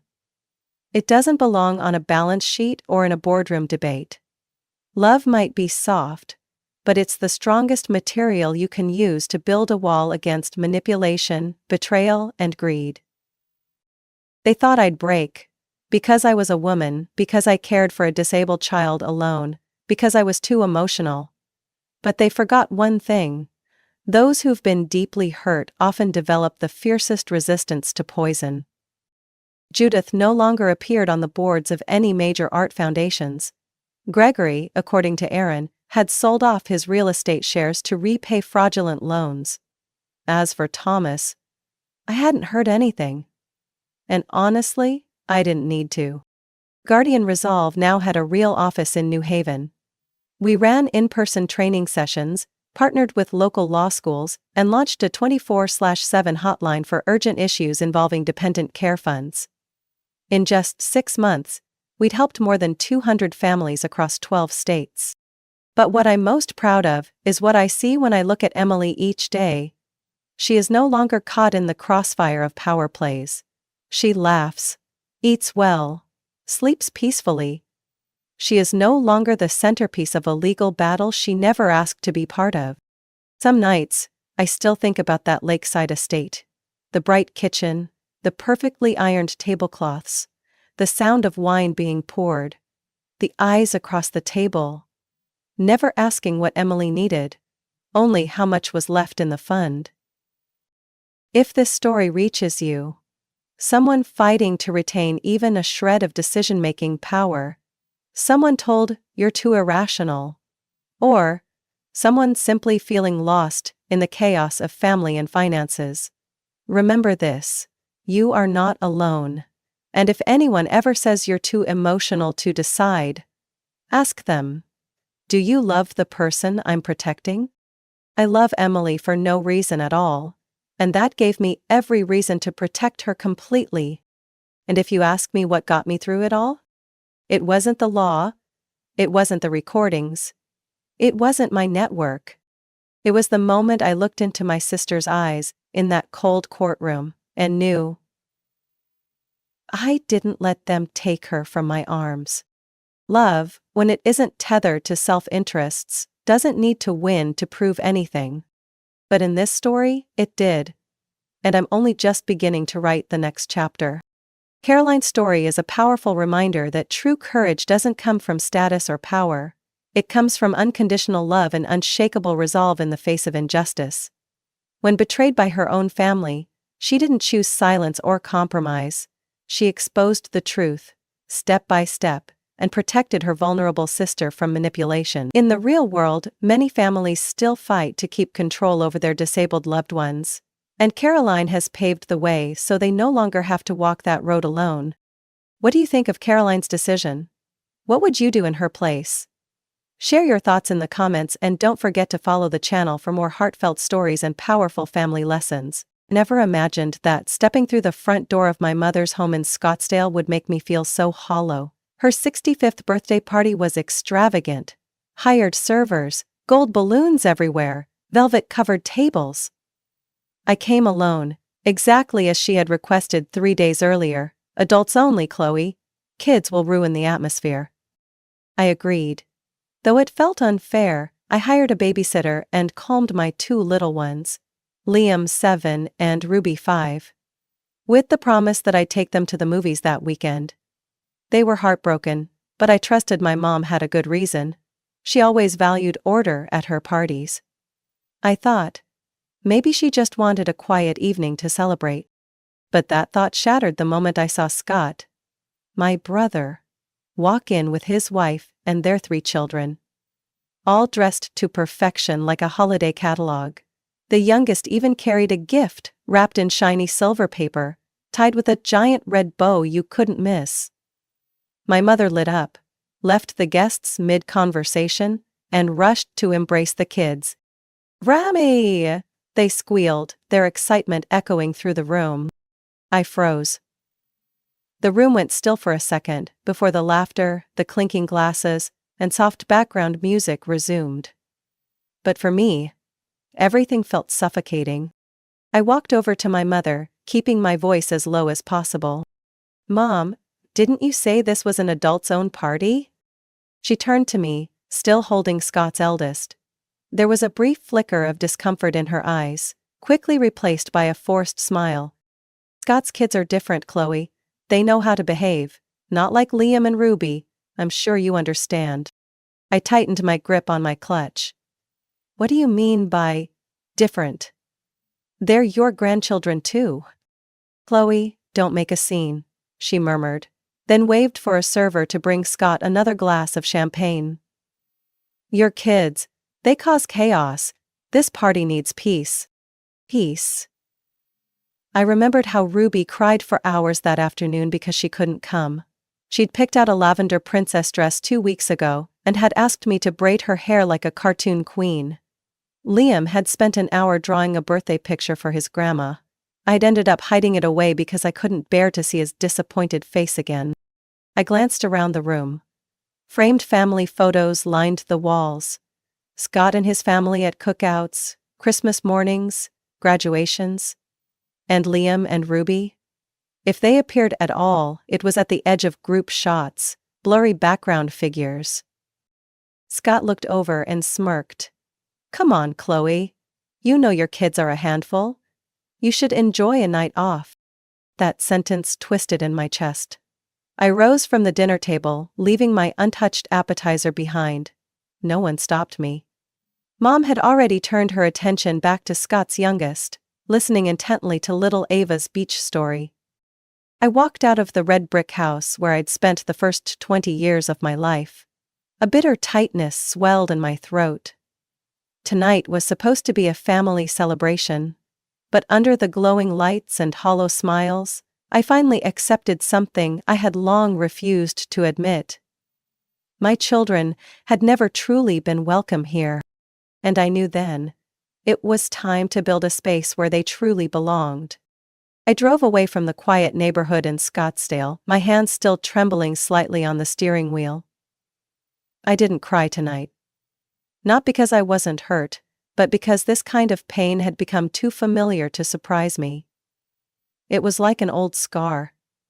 Never bleeding, but never truly healed. It was always the same. Family celebrations somehow always carried the sting of exclusion. As a child, I believed my mother would change if I just tried harder. Better grades, better manners, even choosing teaching as a safe and respectable career like she always wanted. But somehow, nothing I did was ever enough. And Scott, my brother, barely had to lift a finger to be treated like the heir to some invisible family throne. I pulled over near the street that led to our apartment complex. The streetlights cast long shadows across the pavement. Cold. Distant. I didn't want to go home yet, not because I feared facing my kids' hopeful eyes, but because I had no idea how to begin explaining that they had been cut out of tonight's family portrait, simply for not fitting someone else's idea of appropriate. I unlocked my phone, scrolling through my contacts on instinct. My finger stopped on a name I never expected to think of at that moment: Brian Carver. Brian had been a close friend of mine in college, now a chef at a well-known restaurant in Flagstaff. We once took the same soft skills seminar, but after I got married and later divorced, we lost touch. Still, I followed his cooking videos online, each episode pulling thousands of views. Liam loved his honey-glazed chicken so much he learned to bread chicken just from watching those clips. I didn't think twice. I hit call. "Chloe?" came his voice after 2 rings, still warm as ever. "Wow, it's been forever." I smiled faintly, trying to sound steady. "I know. It's a bit late. Are you still at the restaurant?" "Yeah, just wrapped up the dinner crowd. What's going on?" I took a deep breath. "I need a favor. A crazy one. Would you be willing to host 2 tiny guests at this hour?" There was a short pause, and then Brian replied without hesitation. "For Chloe Martinez's kids?" "Always." A few minutes later I was back home. The living room light was still on. Ruby sat on the floor hugging her teddy bear in a mini ball gown. Liam was folding the drawing he had made for Grandma. Jessica, the sitter, stood nearby, clearly out of tricks to cheer them up. "I'm sorry, Mom," Ruby murmured as I stepped in. "I tried to be good. I thought, maybe Grammy would change her mind." I knelt down and hugged her tightly. "Grammy didn't change. But I have a better idea. Grab your jackets, both of you." Liam looked up. "Where are we going at this hour?" I just smiled. "To cook a late-night dinner. Somewhere special." When we arrived at Brio 78, Brian's restaurant, it was almost 10 p.m. But the lights were still warm, the kitchen, still alive, and Brian, in full chef uniform, was waiting by the door. "Welcome, honored guests," he said with a grin. "Tonight's private dinner for 2 junior chefs starts now." Ruby's eyes widened. "Really, sir? I've never been inside a restaurant kitchen before." Brian crouched to shake their hands. "Then tonight's a first. And I need help making honey BBQ chicken pizza. Who wants to be my sous chef?" Liam nearly leapt with excitement. Inside, Brian had prepared a small workstation near the open kitchen, where his team was still cleaning up. They smiled and nodded as the kids walked in, wearing tiny aprons, buzzing like they'd been let backstage at a live show. I sat down for the first time that day and finally exhaled. No classical music humming coldly in the background. No judging glances. Just flour, sauce, and laughter echoing through the night. Maybe I didn't leave that party in Scottsdale just to make a statement. I left because I realized something that had taken me years to accept. My children deserve to be celebrated. Not in carefully edited family photos, but in real, vibrant moments that need no permission to exist. Brio 78 was unlike any place my kids had ever been to. The restaurant had a modern industrial vibe, tall ceilings, exposed brick walls, and soft amber lighting spilling from rows of pendant lamps. Tiny potted herbs lined the shelves by the glass windows, the air filled with the gentle scent of basil and roasted garlic. Liam stood glued to the open kitchen as if watching a live movie, while Ruby clutched my hand and whispered, "Mom, am I dreaming?" Brian smiled, crouching to meet their eyes. "I bet your mom told you. She's our guest of honor tonight, but I'm actually short 2 of the best junior chefs in Arizona. Think you 2 can help me out?" Ruby nodded, eyes lighting up. "I know how to shape star cookies. I made them at Christmas all by myself." Brian looked genuinely impressed, like she'd just announced a national baking award. "That's amazing. Then let's start with dessert, shall we?" He led them into the kitchen area. I sat at a small table by the glass wall, close enough to watch but still tucked into a corner of my own. Brian had set up a mini station just for them, pre-measured ingredients, gleaming metal mixing bowls, and 2 tiny aprons printed with the restaurant's logo. Name cards sat on the table, Junior Chef Liam and Junior Chef Ruby. I froze for a moment. No one had ever called my children chefs before at their grandparents' house. They were usually the noisy ones.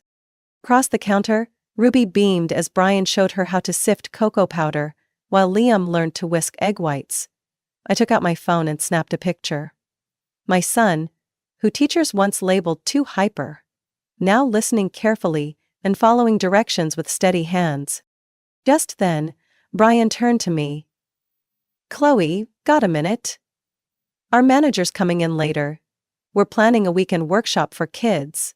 Part cooking, part creative play. I think you should hear about it." I raised an eyebrow. "Me? I'm just a former elementary school teacher who freelances now, nothing special." Brian tilted his head. "You've got 2 amazing kids, and the heart to pull them out of a place that didn't see their worth. That's more special than you think." I didn't answer. I just watched, as the kids spooned tiramisu cream into cups, Ruby tilting her head to ask, "Is this right, Chef Brian?" It was a quiet question, but full of trust. In that unfamiliar kitchen, my daughter felt guided, seen, and safe. Less than 20 minutes later, the restaurant manager arrived. A sharp-eyed, approachable Latina woman in her late 30s named Maribel. Brian introduced us and quickly recapped the night. Maribel studied the children for a moment, then turned to me. "We're building a new program, Little Plates, Big Hearts. Each week, we'll invite kids with a talent or passion for cooking. They'll have mentors, chefs to guide them. But we're not just looking for students. We're looking for true partners." I blinked. "Partners?" "Yes," she nodded. "We'd like you and the kids to be part of the founding advisory panel. Help shape it from real-life experience. No filters. And if you're in, your children will be our first official junior ambassadors." My heart skipped a beat. Ruby had just dusted cocoa on her dessert. Liam was arranging chocolate chips into tiny heart shapes. I looked at them. Not with the weary eyes of a mother constantly defending her children, but with true awe. They had done more than I expected. Not because I didn't believe in them, but because I'd been so busy justifying their place in spaces that never truly welcomed them. "Yes," I said, steadier than before. "If you're serious about creating a space where every child is respected, then we're in." Maribel smiled. "Welcome to the kitchen." In that moment, Brio 78 was no longer just a refuge for the three of us. It became the first place where Ruby's laughter and Liam's curiosity weren't too loud, too much, or too messy. A space where raw ingredients could become something beautiful and full of promise. I stopped thinking about my mother, about Scott, or about the family photos that had always kept us at the edge. Tonight, we weren't excluded. We were invited in. And maybe, just maybe, we had started something that would grow far beyond what I ever imagined. Brian led Ruby and Liam through the main kitchen of Brio 78, like he was unveiling a secret world reserved only for truly special guests. White light from the ceiling fixtures gleamed off stainless steel surfaces as the chefs wrapped up their final dinner orders with a rhythm that felt choreographed. No one seemed bothered by kids in the kitchen. On the contrary, they waved, smiled, and one even bent down to high-five Ruby. Brian pointed to a chalkboard near the prep station, written in bold, white letters, Junior Chef Session, Private Class. Below that were two names, scribbled in enthusiastic handwriting, Liam and Ruby. "We've prepared something extra special tonight," Brian said, pulling two white aprons from a drawer. Each one bore the Brio 78 logo, with Junior Chef stitched beneath it in gold thread. Ruby's jaw dropped. Liam gasped. "We really get to wear these?" "Not just wear them," Brian replied, fastening the apron on each of them like a ceremonial sash, "but earn your official titles." He guided them to a small kitchen station at the end of the line, where everything had been carefully prepped. Eggs, mascarpone, cocoa, ladyfingers, sugar, and chilled espresso. Each ingredient sat in its own metal bowl, laid out like a mini competition set. Brian handed Ruby a wooden spoon. "Your job is to mix the mascarpone as gently as if you're cuddling a kitten." The kitchen erupted with laughter. Liam was tasked with making the coffee base and counting the ladyfingers. "Help me line them up like you're building a chocolate bridge," Brian said. Ruby mixed the cream with both hands, head tilted in concentration. I had never seen her so focused. Normally at home, she'd abandon a task in 5 minutes to chase her stuffed bear. Liam, my boy who couldn't sit still at school, was aligning the ladyfingers with such care, his lips pursed like a little architect. Brian didn't lecture them like adults talking down to kids. He told stories. How he messed up his first tiramisu at 10, how his mom taught him to distinguish real vanilla from artificial, and how, once he overloaded a mixer and coated the whole kitchen in powdered sugar. Ruby giggled. "That's like me last week. I made pancakes and it looked like snow exploded." "Then you're already halfway to being a pro," Brian said, handing her the vanilla extract and teaching her how to pour, drop by drop. I captured the moment Liam gently guided Ruby's hand, helping her tilt the bowl as they filled dessert cups.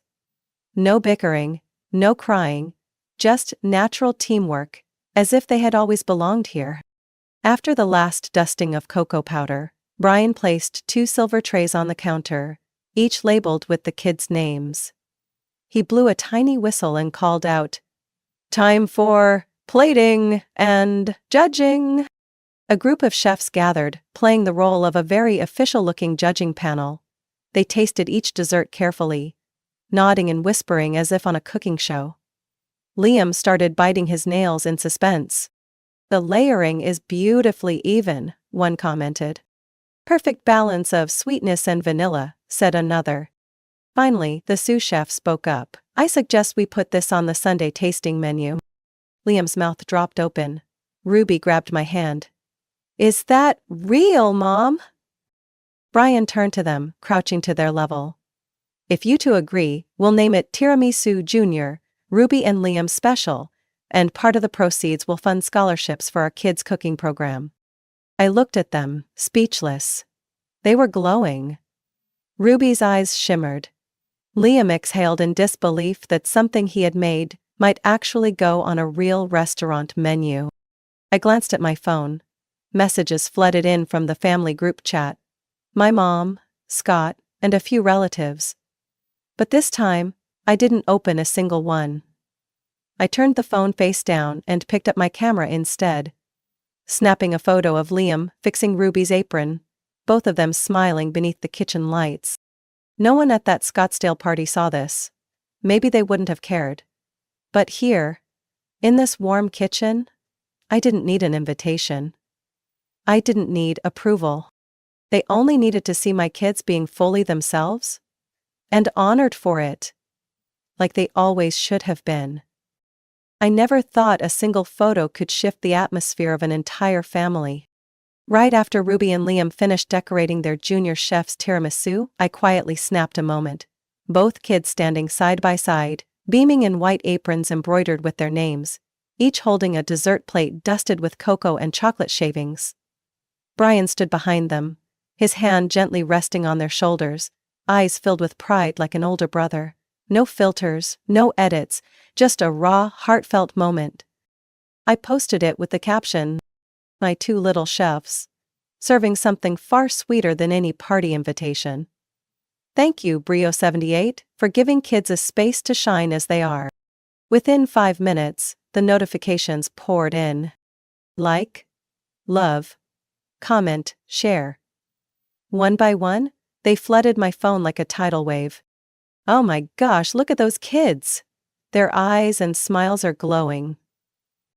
Where is this class held? My kid loves cooking, but we haven't found the right place yet. Thank you, Chloe, for sharing this. Special kids truly need special spaces.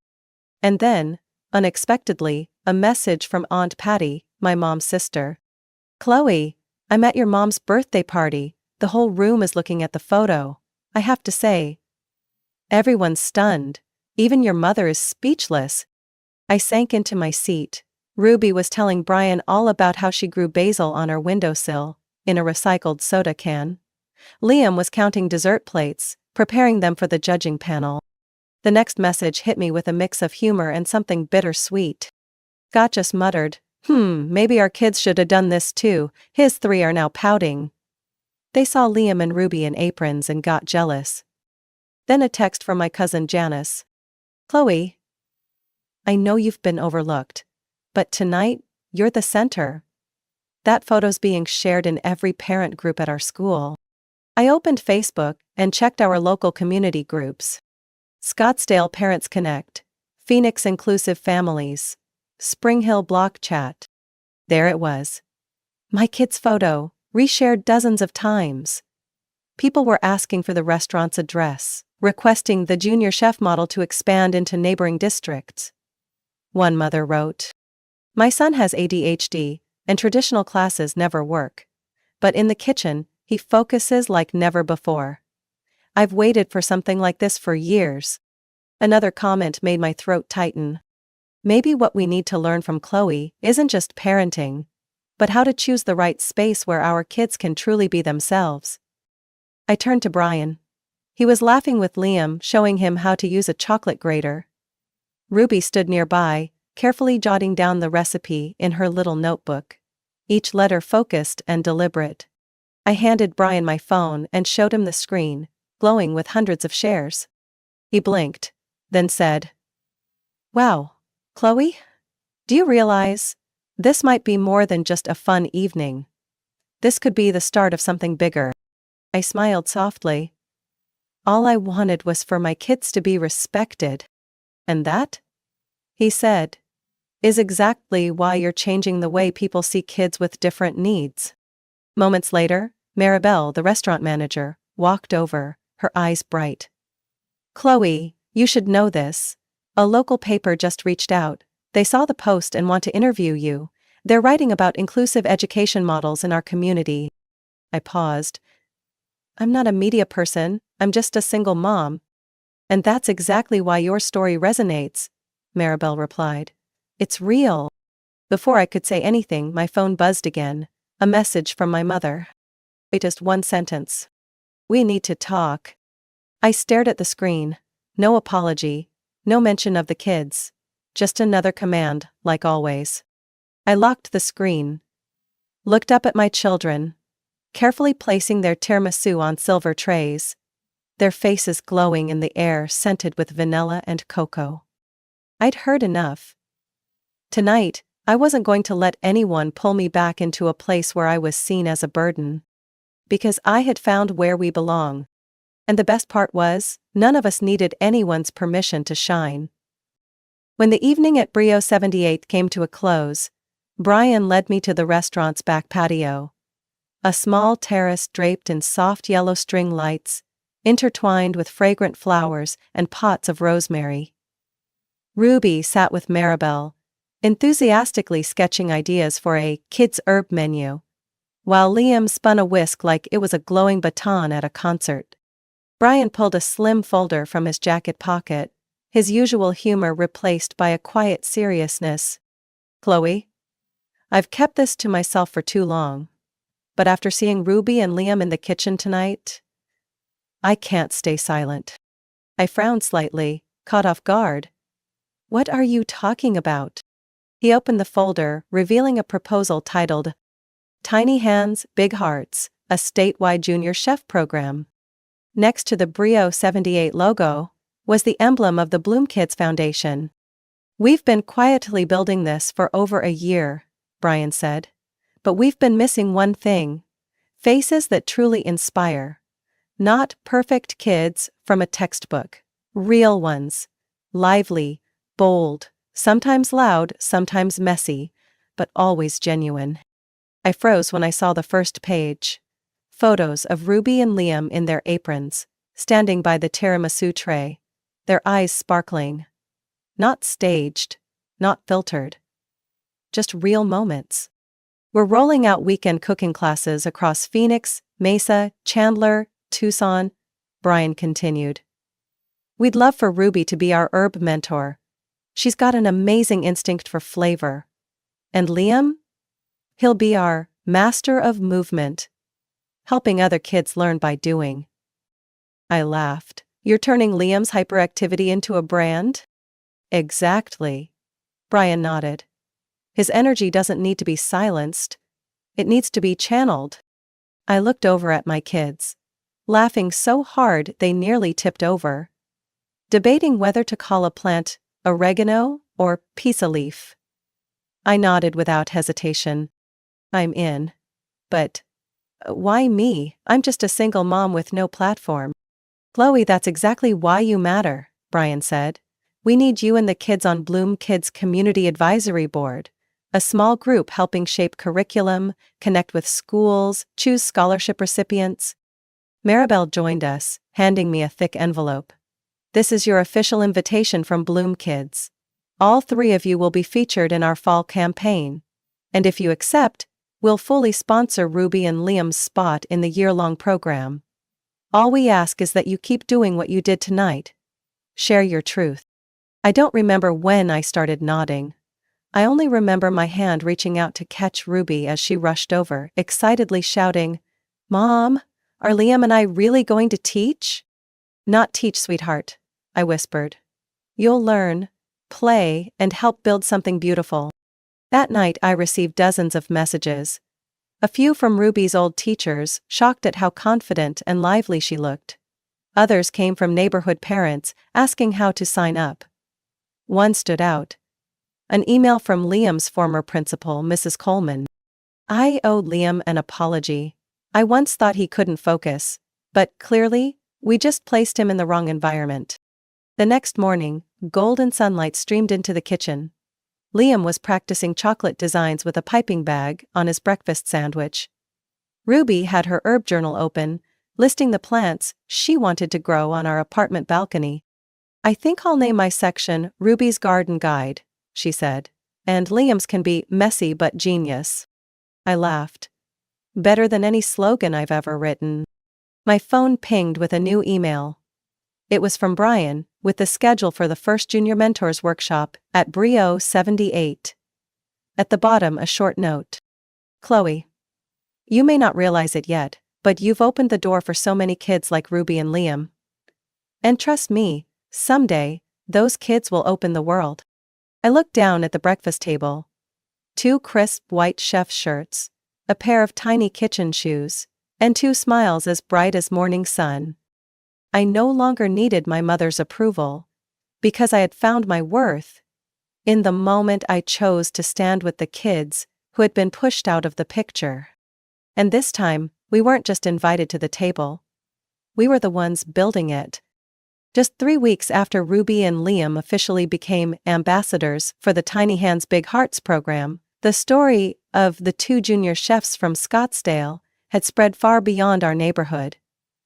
The first article, published in Arizona Family Weekly, with the headline, "When Differences Are Celebrated with Aprons and Spoons," was shared thousands of times. Photos of Ruby teaching how to mix rosemary, or Liam grinning after accidentally showering his dish with too much chocolate, quickly became symbols of a new kind of education. Inclusive, unstructured, and full of encouragement. One Monday morning, while getting Ruby ready for school, an email came into the shared Bloom Kids inbox from a chef in Santa Fe. "I'd like to register as a regional partner for the junior chef program. Is there a way to train under Brio 78's model?"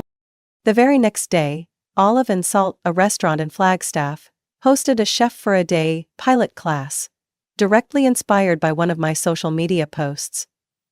Maribel had to assemble a special coordination team because 8 restaurants across Arizona requested the curriculum toolkit. Brian was being invited to speak at education conferences nearly every weekend. Amid all the buzz, I received a message from my mother. "Your kid's story is spreading. Mrs. Peterson just sent me the article. I think maybe I was wrong to keep Ruby and Liam home that night." I sat in silence, hand resting on the table, unsure what to feel. There was no apology, no acknowledgement of the favoritism. But honestly, I didn't need it anymore. 3 days later, Scott, my brother, called. "Chloe, my kids saw the pictures of yours. They're ridiculously jealous. Ava even cried, begging to join Ruby's class. Do you think you could help me sign them up?" I took a deep breath. "You want them to be in the program?" "Yeah, but we have no idea where to start." "You know people, maybe it's easier for you." By myself for the first time in that conversation. "It's easier for me, yes. But that doesn't mean there are shortcuts. Every parent has to register the same way. There's a link on the Bloom Kids site. Fill it out. If the child's a fit, they'll call back." Scott paused. "Wait, are you being difficult?" "No. I'm being fair, the same fairness my kids didn't get." He was quiet for a few seconds, then sighed. "I get it. And I'm sorry, Chloe. I guess I never really saw what you were going through." I didn't respond right away, but for the first time his apology felt real. Not as a way to smooth things over, but as a genuine admission. That Saturday, while Ruby and Liam were in their weekend class at Brio 78, I stood in the hallway chatting with a mother who had just brought her son for a trial session. She looked exhausted, holding her 8-year-old boy, who showed signs of being on the autism spectrum. "I've been turned away from 3 different places," she said. "But after seeing Ruby and Liam, I believe my son might actually be welcome here." I placed my hand gently on her shoulder. "You're exactly where you need to be." Later that afternoon, Brian walked into the Bloom Kids meeting room, beaming. "Next month's budget just got doubled. A spice company wants to sponsor the herb kits for 5 cities. Maribel handed me a draft of the new brochure. On the cover, Ruby and Liam holding a pot of basil and a wooden spoon. Below them, a single line read, "Shine your own way." That evening, my mother called again. This time, she asked directly, "Could I come see one of Ruby's weekend classes? Just to watch them?" "Once." I paused, then gently replied, "I can't promise anything. But you can fill out the volunteer form, like everyone else. If you're selected, you'll be allowed to observe a session." I didn't say it aloud, but I knew I had made the right choice. I was no longer the quiet daughter sitting at someone else's table. I was the one who built a new table. One with enough seats for children like Ruby, like Liam, and for anyone who's ever been pushed aside simply for being different. No one would be left out. By late spring that year, Ruby began carefully packing small seed bags into recycled cardboard boxes, labeling each with a childlike but meticulous hand. Basil. Easy to grow, mild scent. Perfect for pizza. Rosemary. Great for roast chicken. Oregano. Ruby calls it pizza leaf. Each set came with a cream-colored card that read, "From Ruby's garden to your kitchen." The idea started as a cooking class assignment. Find a way to share your love of food with the community. Ruby didn't hesitate. "I want kids to grow their own herbs like I do," she said. We tested 20 sets at a weekend fair hosted by Brio78. All sold out within 45 minutes. A local journalist wrote a glowing article, calling her the little boss of flavor. Meanwhile, Liam's sat and boundless energy unexpectedly became a viral sensation. A video Brian filmed of him teaching kids how to make no-mess BBQ sauce was posted on Brio78's TikTok. The 90-second clip racked up over 1.2 million views in 1 week. Viewers affectionately dubbed him the Sauce Boss Kid, and the comments flooded in. "This is the first time I've seen a kid talk like they're hosting a real cooking show." "My child followed this video all afternoon and finally washed their hands after cooking." We started filming weekly Sunday videos. No studio, no fancy lights, just Liam, a small wooden table, basic ingredients, and laughter. Ruby would pop in occasionally, holding up a basil pot or offering tips from Ruby's garden guide. Within 3 months, their YouTube channel surpassed 50,000 subscribers. A children's kitchenware company reached out, eager to co-create a branded line. Little Hands by Liam and Ruby. I spent an evening reading through the contract in detail. But this time I wasn't the overwhelmed mom afraid of getting it wrong. I was Chloe Martinez, Bloomkid's advisor, mother of 2 children, once pushed out of the picture, now building their own stage. Our lives settled into a new rhythm. Evenings, once filled with quiet meals, now buzzed with video planning, herb kit orders, and weekend creative hours, where the kids freely experimented with new recipes. No pressure, no expectations, just joy. That summer, I received an invitation from the statewide Innovation in Education Conference in Tucson. They wanted me to speak about my journey, from a single mother rejected by her own family, to a pioneer in inclusive education through food. I stepped on stage, with a giant photo behind me. Ruby, hugging a pot of basil, Liam holding a tiramisu with a grin too wide to hide. "Sometimes," I told the audience, "you don't need to change the whole world. You just need to change how you treat one child." And from there everything begins to shift. After the talk, I received a handwritten letter. The sender, Mrs. Peterson, my mother's lifelong friend. She wrote, "I attended one of Chloe's community classes. I watched Ruby help a young girl with mild autism water mint plants. I saw Liam gently guide a boy's hand to teach him how to measure. I realize now, we were wrong. These children aren't too much for us. We just never learned how to listen." My mother never apologized. But one day, she sent me a gift. A leather-bound notebook etched with the title, Martinez Family Recipes and Traditions. Inside were blank pages and a single handwritten note. "Maybe it's time we start a tradition of our own.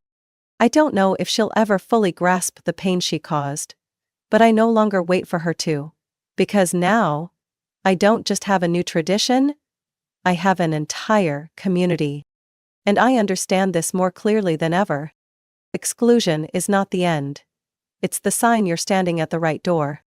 The only question is, do you have the courage to walk through it?" Chloe's story didn't begin with success. It began with the pain of watching her children be dismissed by their own family. But that moment of exclusion became her turning point. When she stopped seeking approval and started creating a space where Ruby and Liam could truly belong, everything changed. From one denied dinner, they built a community, and Chloe realized, sometimes, the best things don't come from the place you tried to fit in, but from the place you dared to begin again, on your own terms. What do you think about Chloe's journey and the choices she made? Share your thoughts in the comments. And don't forget to follow the channel for more heartfelt, powerful stories about family, choices, and finding your true worth. My name is Riley Hayes. I'm 34 years old and a senior account director at a major financial marketing firm in Dallas, Texas under the name Jennings & Wade. For 7 straight years, there wasn't a single complaint in my personnel file. And yet, last Monday morning, I received a short message from Mr. Jennings. "Riley, come to my office. Urgent." I had no idea what was happening. His office was at the end of the 18th floor hallway, but that walk felt 10 times longer than usual. When I stepped in, Mr. Jennings didn't offer a seat or even look at me. He just said, in a voice cold as steel, "Miss Hayes, the company received an anonymous call this morning. The caller claimed you have a substance abuse problem and have stolen internal documents." I froze. "What? I don't understand." He slid a sheet of paper across the desk. They listed specific dates, incidents, client names, even sent in an audio recording that allegedly contains your voice on an internal call. The board convened an emergency meeting. And while the claims haven't been fully verified, we can't risk the company's reputation. It felt like all the blood drained from my body. "Mr. Jennings, I don't use drugs. I've never taken anything from the office. I swear." He crossed his arms. "I believe you, Riley. Personally, I do. But with the current level of risk, there's nothing I can do.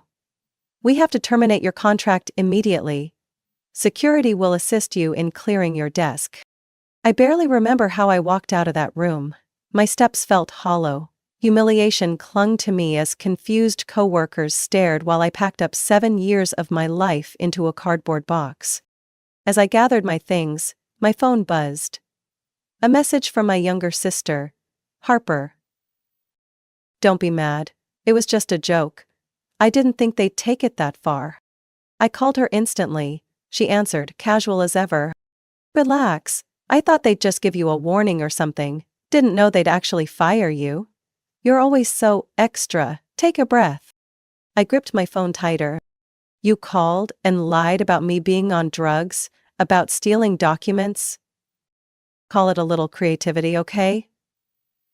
I didn't think they'd kick you out. I wanted to see how they'd react." I hung up before I said something I couldn't take back. My hand trembled. Not because I'd lost my job, but because the one person who used to call me Big Sis had just shoved a knife into my back. Driving home to my apartment, one image kept looping in my head. Harper laughing. She was the kid who broke a dish and I got scolded. She skipped college classes and I covered for her. She totaled my car and I paid the repair bill. But this time, she went further. I sat motionless on my armchair for 2 hours. The inbox filled with interview invites from earlier meant nothing now. 7 years of dedication gone in a single phone call. Harper beamed in the so-called freelance artist, living off our parents, had just destroyed the one thing I was proud of. And when I looked up at the family photo on my shelf, Harper beaming in the center, I knew this time. I wasn't staying quiet. I wasn't going to play the role of the mature one anymore. I wasn't shielding her from consequences. Harper had lit the match. She just didn't know what she had burned down. I opened my laptop. Not to complain, but to act. If she thought I was weak, she was about to meet a very different version of Riley Hayes. I hadn't even sent out a single resume when my phone rang. The name flashing on the screen made me sigh. Mom. Charlotte Hayes. I hesitated for a few seconds then picked up. "Riley, I heard from Harper about what happened at your company. Don't be too mad at her. She just got a little carried away. You know how she is." I tried to keep my voice steady. "Mom, I got fired. I've lost my income. Harper didn't just get carried away, she made up lies to destroy me." Mom chuckled softly, like I was being overly dramatic. "Well, it's not the end of the world. You're still young, healthy with an MBA. I was shocked at first too, but maybe this is a chance for you to slow down a bit. Do something easier. I sat up straighter. What do you mean? I talked to Harper. Her friend, the one with the boutique downtown, is looking for a store manager. Flexible hours, low pressure. Harper said it might be a good fit for you. I clenched my jaw. You want me? The person who was pushed out of her office by her sister's joke? To work for her best friend? Don't be so harsh, Riley. Your sister's just trying to help you find a new direction. You've always clung to your old ways. Maybe it's time to loosen up a bit. You take everything too seriously. That was the moment I realized this wasn't just about Harper. My whole family had never truly been on my side. Harper had always been the inspired artist child, and I was just the uptight, quiet one who didn't know how to enjoy life. I spoke softly but firmly. I lost my job because of a false accusation. If I had done this to Harper, would you be this calm about it? Mom hesitated. You'd never do that, you're too principled. But Harper, she's different. She's always been fragile, sensitive. I let out a bitter laugh. Fragile enough to fabricate a drug addiction? To cost me my income, my reputation, my trust at a place I worked for 7 years? Mom sighed, her tone tightening. Come on now, don't turn this into a tragedy. I just want you girls to love each other. Forgive and move on. It'll pass. Not for me. I hung up. The apartment fell into a haunting silence. I turned and looked at the picture Mom had hung last year.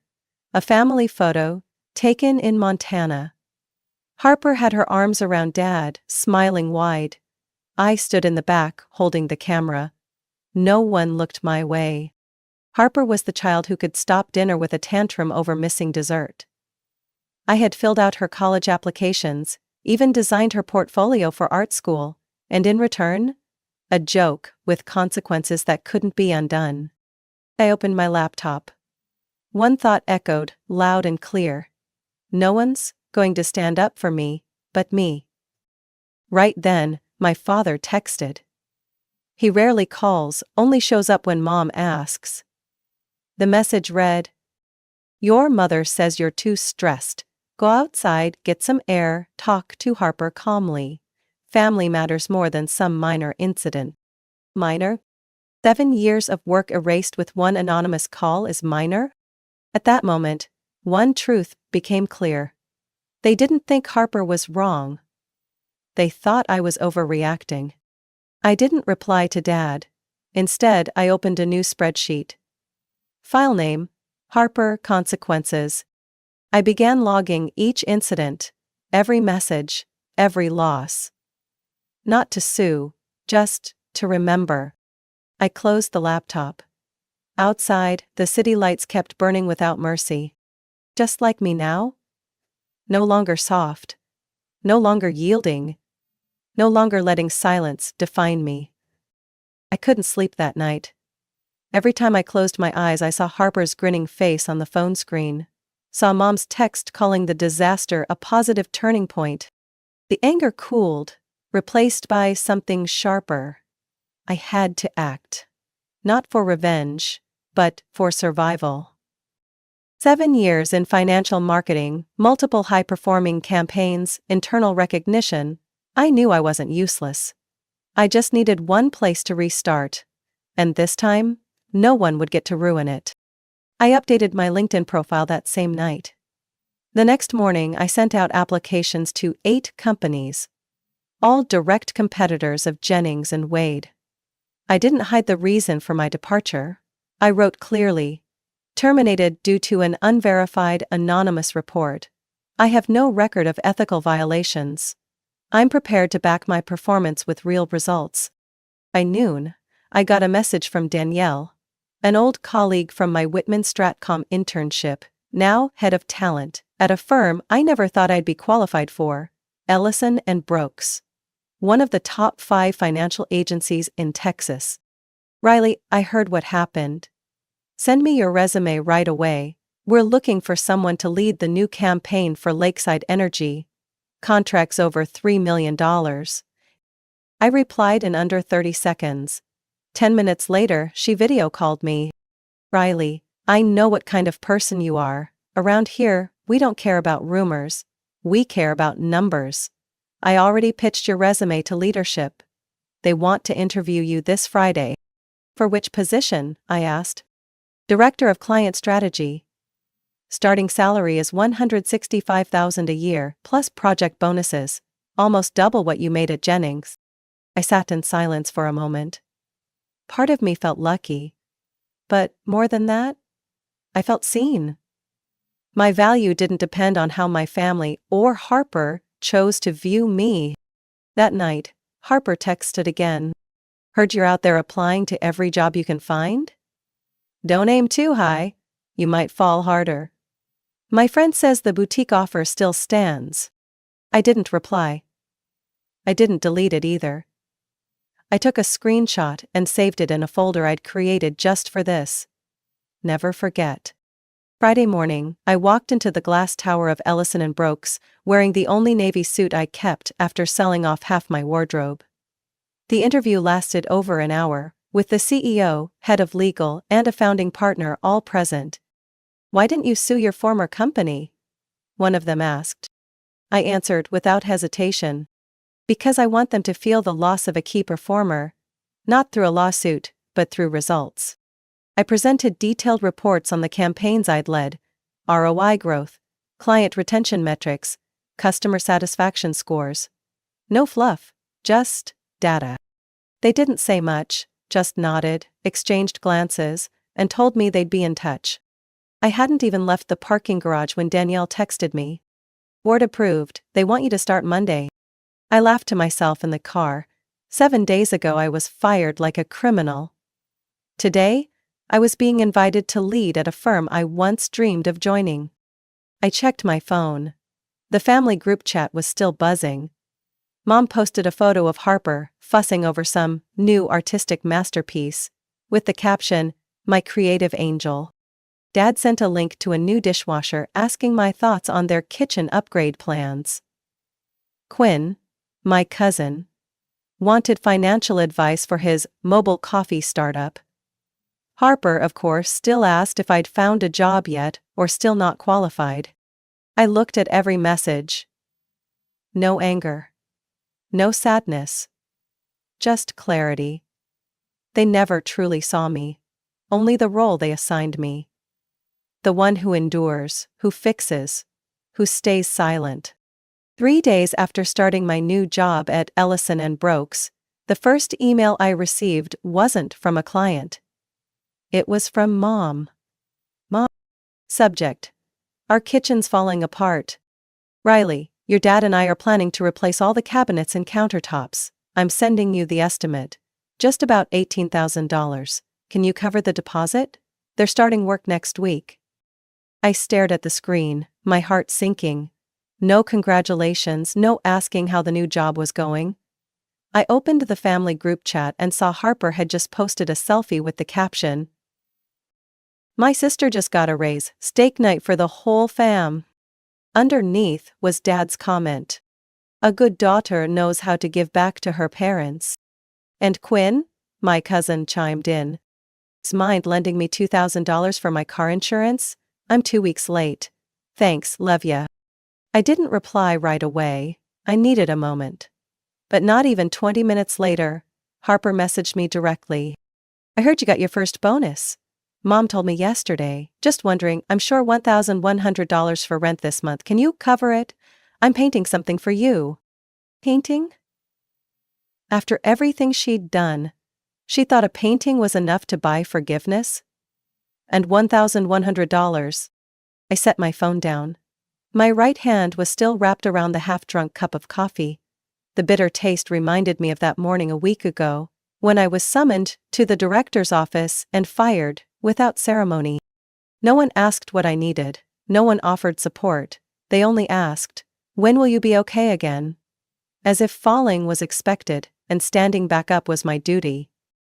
I opened my laptop and revisited the Never Forget folder. Every conversation was saved. Dates, times, Screenshots. I didn't keep them for revenge. I kept them to remind myself. When people see you as the solution, they'll never stop handing you problems. My phone lit up again. Dad was calling. I hesitated, then picked up. Riley, just a quick note. Your mom reviewed the contractor's quote again. Turns out it's $20,500 with the kitchen island upgrade. But she said it's fine, you'll handle it. Dad, I never agreed to anything. Well, you've got a job again, and a good salary. Your mom said your new company's impressive. You should help the family. Don't let outsiders think you're ungrateful. I swallowed hard. Dad, do you remember who paid to fix Harper's car last year? You did, but... And who covered 80% of Quinn's medical bills after his accident? You did, but... Then why is it that the moment I start to get back on my feet, everyone expects me to carry more? He fell silent. After a pause he said softly, You're the responsible one, the whole family trusts you. No. They didn't trust me. They leaned on me. Clung to me like a life raft. But only when they were drowning. When I was the one sinking. They told me to learn how to swim. That evening, in my tiny apartment, I reopened Harper's latest message. I'm developing a new gallery concept. If you invest $5,000, we can launch my solo exhibition by year's end. I'm calling it Rebirth, inspired by your journey. Cool, right?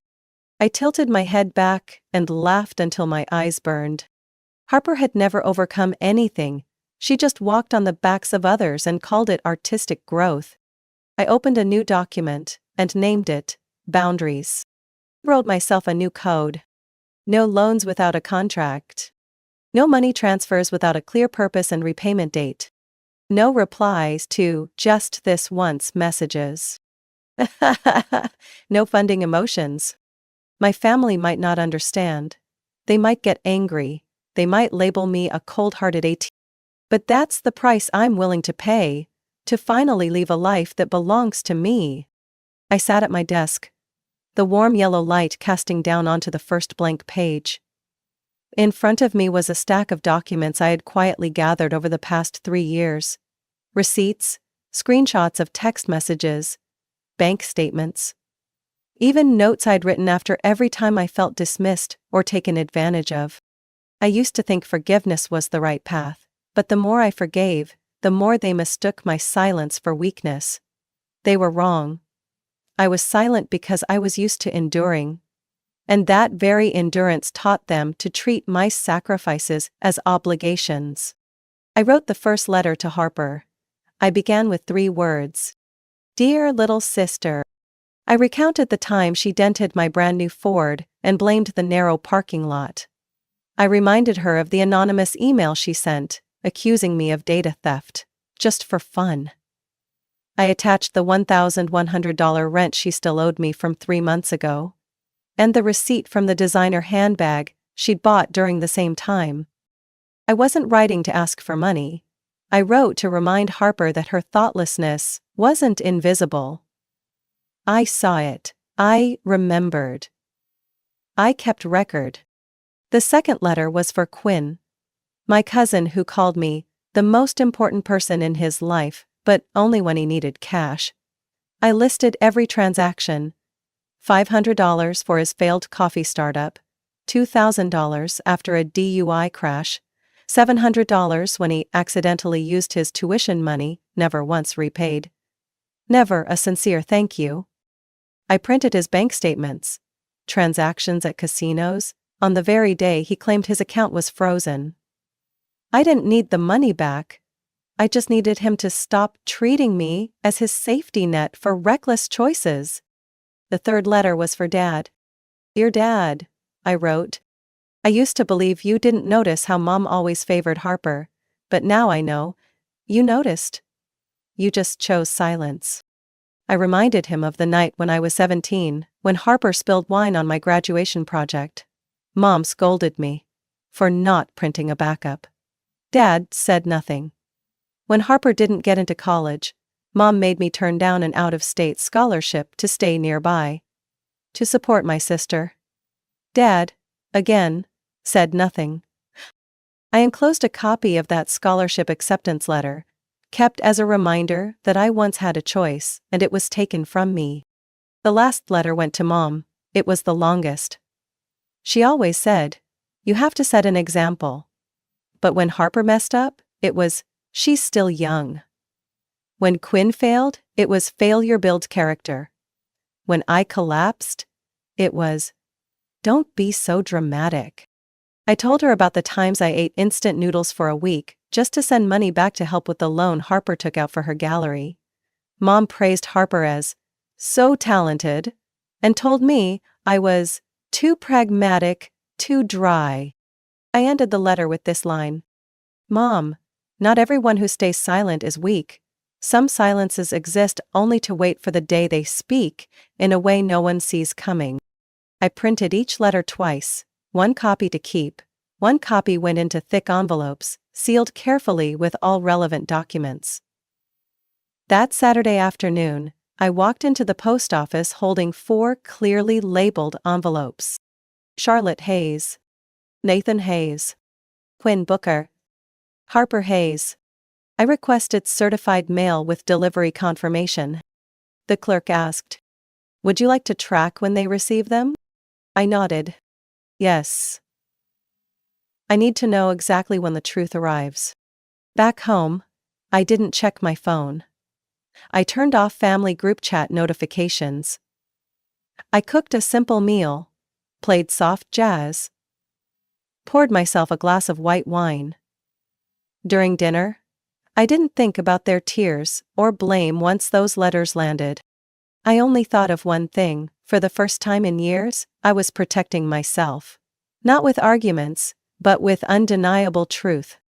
I sat down, opened my laptop, and typed a few lines into my journal. Tomorrow, they'll receive the letters. No one can say they didn't know, no one can pretend anymore, and no matter what happens, I'm not stepping back. The next afternoon, while I was reviewing client reports for an upcoming strategy meeting, my phone wouldn't stop buzzing.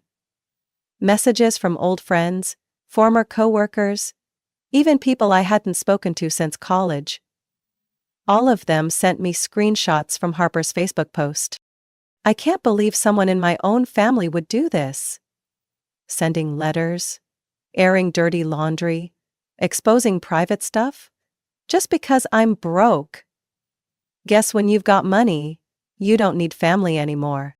Below, it was a photo of Harper crying, holding the letter I sent, intentionally positioned to show the header. The truth isn't always sweet, but it still needs to be said. I wasn't surprised. Harper always knew how to play the victim when it suited her. What I didn't expect was how quickly my mom would react. Less than an hour later, my assistant called from reception. "Ms. Riley, there's a woman in the lobby demanding to see you. Her name's Charlotte Hayes." I stood up immediately. "Tell security not to let her in. They're trying, but she's getting loud. You might want to come down." I walked briskly through the office. Mom stood in the middle of the lobby in a purple yoga set, clutching the opened envelope, lips trembling with anger. "What the hell are you doing, Riley?" she barked loud enough for the whole lobby to turn. "Sending this, exposing the family like this? Is this your idea of gratitude?" I pulled her aside. "This is my workplace.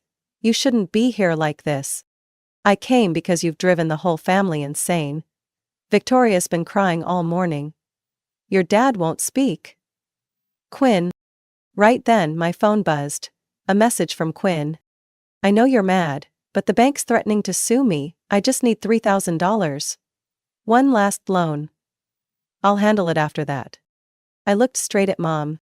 I didn't send those letters to hurt anyone. I sent them because I'm done pretending. Mom clenched her fists. "We're blood, Riley. You don't put your own family on trial like that. Everyone makes mistakes. Why keep records like you were preparing for war?" I took a deep breath, my voice steady. "Because you never listened when I said things calmly." Mom paused, then spoke like she was forcing the words out. "If you've chosen to be an outsider, don't be surprised when no one stands beside you.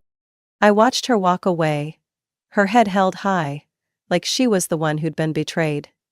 And strangely, I didn't feel hurt, just relieved. Back at my desk, I opened Quinn's message. I didn't reply. I moved it straight into my folder titled, Never Forget, Part 2. Harper posted another story. This time, an old clip of me driving her home after a party, captioned, Back when my sister actually cared, now all she cares about is money. I laughed out loud. She wanted to cast me as the villain because I stopped letting her take advantage of me. At exactly 6:02 p.m., I received an email from the finance department. Riley, the Lakeside project bonus has been approved. $12,500 will be transferred to your account tomorrow. Seconds later, my phone rang. It was Quinn. I let it ring for 8 straight hours. The texts came flooding in. Please, Riley, I'm begging you. Mom's been crying all afternoon. Harper's planning to leave the state. Are you really abandoning us? Just one transfer, I swear, I'll stop asking. I didn't respond. I just walked over to the whiteboard in my apartment and wrote one sentence. They're not crying because they regret it. They're crying because, for the first time, no one is coming to save them. That night, I switched my phone to airplane mode. Let the world spiral into chaos if it must. But me? I had finally found my peace. And I knew, tomorrow, when they realized I truly wasn't bending anymore, it would only be the beginning. Saturday night, exactly 8 p.m., the doorbell rang like it was a medical emergency. I had expected it, but, still. When I opened the door and saw all 4 of them, Mom, Dad, Harper, and Quinn, crammed together, I had to take a deep breath. Mom was the first to walk in, without being invited. We need to talk, seriously, this is a family intervention. I closed the door and folded my arms, leaning against the kitchen counter. Good. I've got a few things to say too. Quinn dropped onto the couch, looking worn out. Harper was visibly puffy-eyed, still clinging to her phone, probably ready to collect evidence. My father stood in silence, stone-faced. Mom started. You've thrown this family into chaos. Those letters, they were too much. You can't just drag up the past and put everyone on trial like that. I walked over to the table and pulled out a gray folder. Then let's look at what's the past and what's still happening. Here's a credit card statement from Harper. Designer bag purchase, 3 days before she asked me to help cover her rent. And this, Quinn's bank statement, shows a $400 withdrawal from the Hard Rock Tulsa casino. That same day, he told me he needed money for medication. Quinn stared at the floor. Riley, I'm not done. Here's a secondary mortgage Dad and Mom co-signed to fund Harper's art gallery, the one that closed in 4 months. I only found out when the bank sent the paperwork to my address by mistake. Harper shot up from her chair. Enough. Why do you act like you're perfect? Who made you the judge, keeping tabs on everyone's mistakes like some detective? I'm not perfect, Harper. I just remember. Because if I don't remember, who's going to remind you what you've done? She stepped closer, trembling with anger. Why do you make everything so cold and difficult? You're always distant. I'm exhausted living in your shadow. Tyne. I froze. In your shadow. I transferred schools to be closer to you. Gave up an out-of-state scholarship because Mom was afraid you'd feel abandoned. I worked 2 jobs through college to pay off Quinn's hospital bills. Shadow, or foundation? Suddenly, Quinn spoke up, voice hoarse. You're right. I have a gambling problem. Mom, I owe over $15,000 and the bank's threatening to sue. Every time I text Riley, I'm just hoping she'll bail me out one more time. But today, I get it, you've carried enough. Mom turned to him, eyes widening like a bomb had gone off. You, gambling, but I thought. No one thought anything, Mom, I said. You all just chose not to look. Harper sank into her chair, shoulders shaking. I'm not jealous that you're rich. I'm jealous because you're steady, calm. You've never had to beg anyone for anything. I've never known what that feels like. I always feel like a failure. And your success. It's like a mirror I hate looking into. Mom was quiet. Then she spoke softly. But maybe I was wrong. I thought you were strong, so I leaned on you. I thought you could handle it all.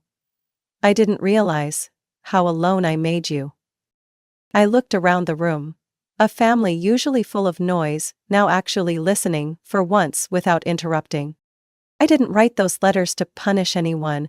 I wrote them to stop this cycle from repeating, not because I hate you, but because I deserve to live like a human being, not a walking wallet. My father, who hadn't said a word until now, stood. If we want to fix this, it starts with facing the truth. No more blame games. No more Riley's the responsible one. From now on, if you owe something, you pay it. If you mess up, you fix it. Harper let out a soft laugh through tears. I'm gonna get a real job, I swear. No more fake projects. Quinn nodded quietly. I called the gambling hotline. My first appointment's next week. I didn't say anything, just nodded. It was an intervention. But not to pull me back into being the family's fixer. It was to finally make everyone start fixing themselves. I stood, poured myself a glass of water, and said, calmly, if you're serious about changing, I'm here to listen. But I don't want words anymore. I want to see action. And I'm not going back to who I was. Everyone nodded. And in that moment, I saw something I'd never seen before. The truth didn't break my family. It was rebuilding it from the wreckage. 3 weeks after that fateful confrontation, things started to shift. Not with fanfare or drama, but through small, unmistakable signs. Mom canceled Harper's secondary credit card and cut off Quinn's emergency card, the one she'd secretly kept from Dad for years. For the first time in a decade, Dad went to the bank himself to pay off his credit debt, instead of pushing it off on me to handle it. They started meeting with a financial advisor. One I referred, and Mom personally sent me a copy of their new repayment plan. For the first time, she didn't call it a daughter's responsibility. Harper got a real job, as a communications assistant at a small gallery in Austin. The work wasn't glamorous, and the pay barely covered rent, but she stuck with it. No complaints. No handouts. Quinn began attending weekly gambling recovery meetings, cut ties with his old crowd, and moved in with a group support roommate, instead of living off our parents. As for me, on the first Monday of the new month, the CEO at Ellison & Brooks called me into his office. Riley, the board has reviewed your contributions over the past 6 weeks, especially Lakeside, and the new strategy project with Edgewater Capital. We'd like to nominate you for junior partner. Effective next quarter.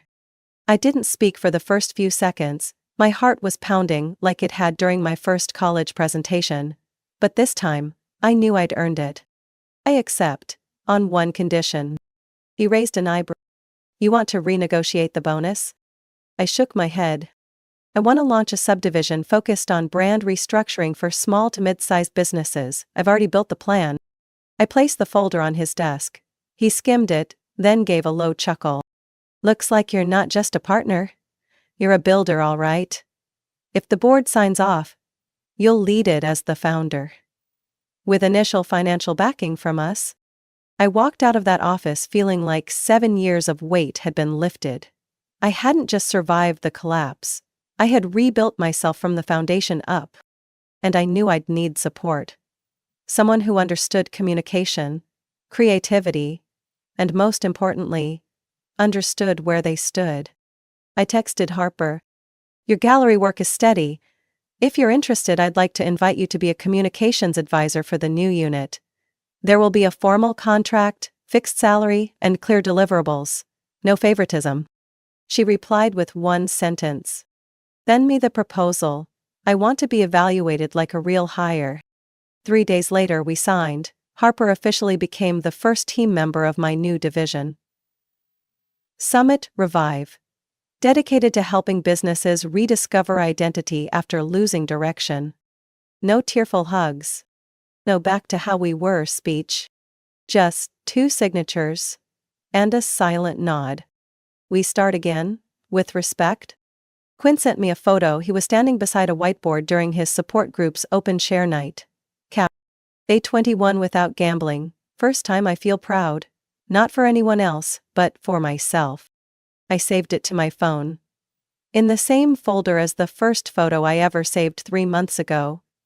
Harper's luxury handbag receipt. Worlds apart.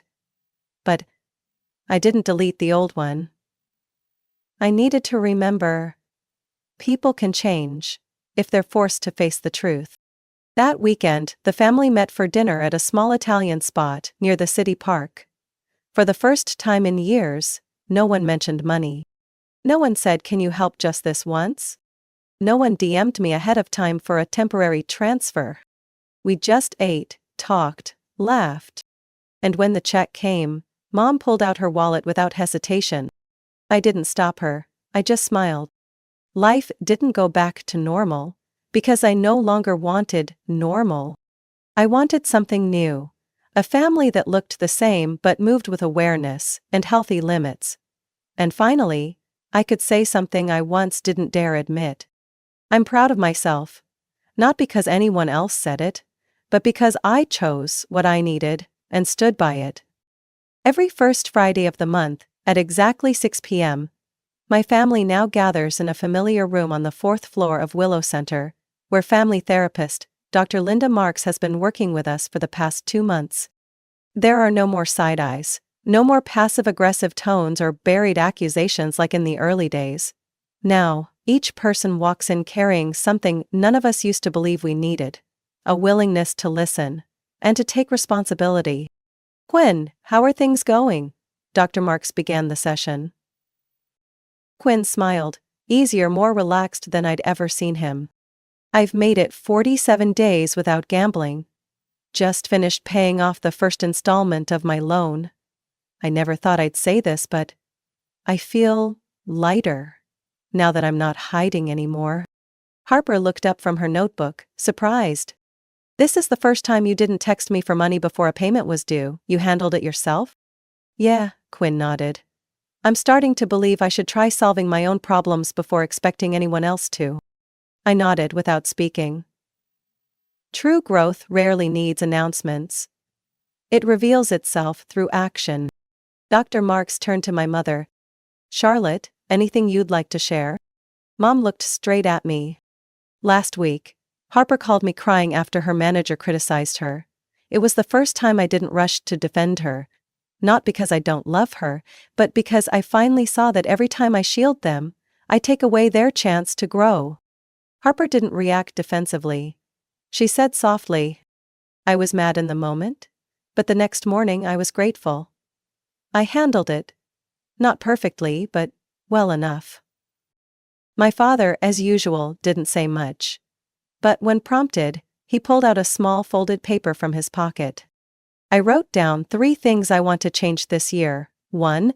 Never again use family as an excuse to put everything on Riley. 2. Share all financial responsibilities with Charlotte. 3. Learn to say sorry, without adding an excuse after it. Dr. Mark smiled. "That's one of the best promises I've ever heard from a father." I sat there, no longer feeling like I was carrying the weight of the entire room. In the past, every family gathering meant I picked the restaurant, calculated the check, divided the bill, and silently braced for the moment someone lost control. Now, things were different. We had roles. One person books the next therapy session, the other gives Quinn a ride to his support group. Harper volunteers to take meeting notes each month. Mom tracks their debt repayments. Dad learned how to use the banking app, and doesn't call me every time he forgets a password. They seem small, but to me, they're revolutionary. That night after our session, we didn't go to a fancy dinner like we used to. Harper suggested a taco truck by the park. We stood around a small steel table, passing around guacamole and cups of cold lemonade. Dad shared stories about learning to make spaghetti from YouTube. Mom proudly showed us a new watering can she'd bought, paid for in cash, not on credit. Quinn talked about helping a new member at his recovery group. Harper showed me a mock-up for Summit Revive's new post. She's working with me now. No one asked if I still had bonus money left. No one asked for favors. No one guilt-tripped or fished for sympathy. I stood among them, listening to their laughter, and realized the most surprising thing wasn't that they had changed. It was that I had stopped fearing the family would collapse without my sacrifices. I looked at Mom. Did you know, I used to believe that if I ever stopped giving money, no one would need me anymore. She placed her hand on my shoulder. I know. And I'm sorry it took me so long to make you feel otherwise. Harper chimed in, still chewing a taco. From now on, we just want your affection, not the invoice that comes with it. Quinn laughed. You're the only person I owe so much to, and still want to pay back. I smiled. Like I'd taken my first full breath after a long dive.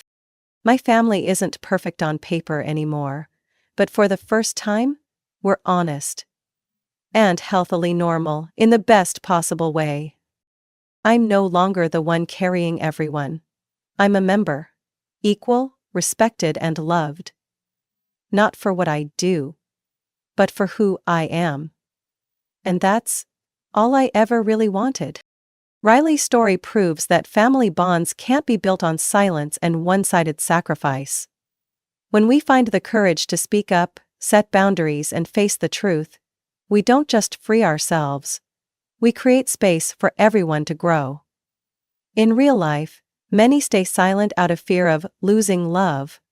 But real love doesn't ask us to lose ourselves. Sometimes the most loving thing we can say is, enough. And begin again, with mutual respect. What do you think about Riley's journey and the choices she made? Share your thoughts in the comments, and don't forget to follow the channel for more powerful stories about life, family, and transformation.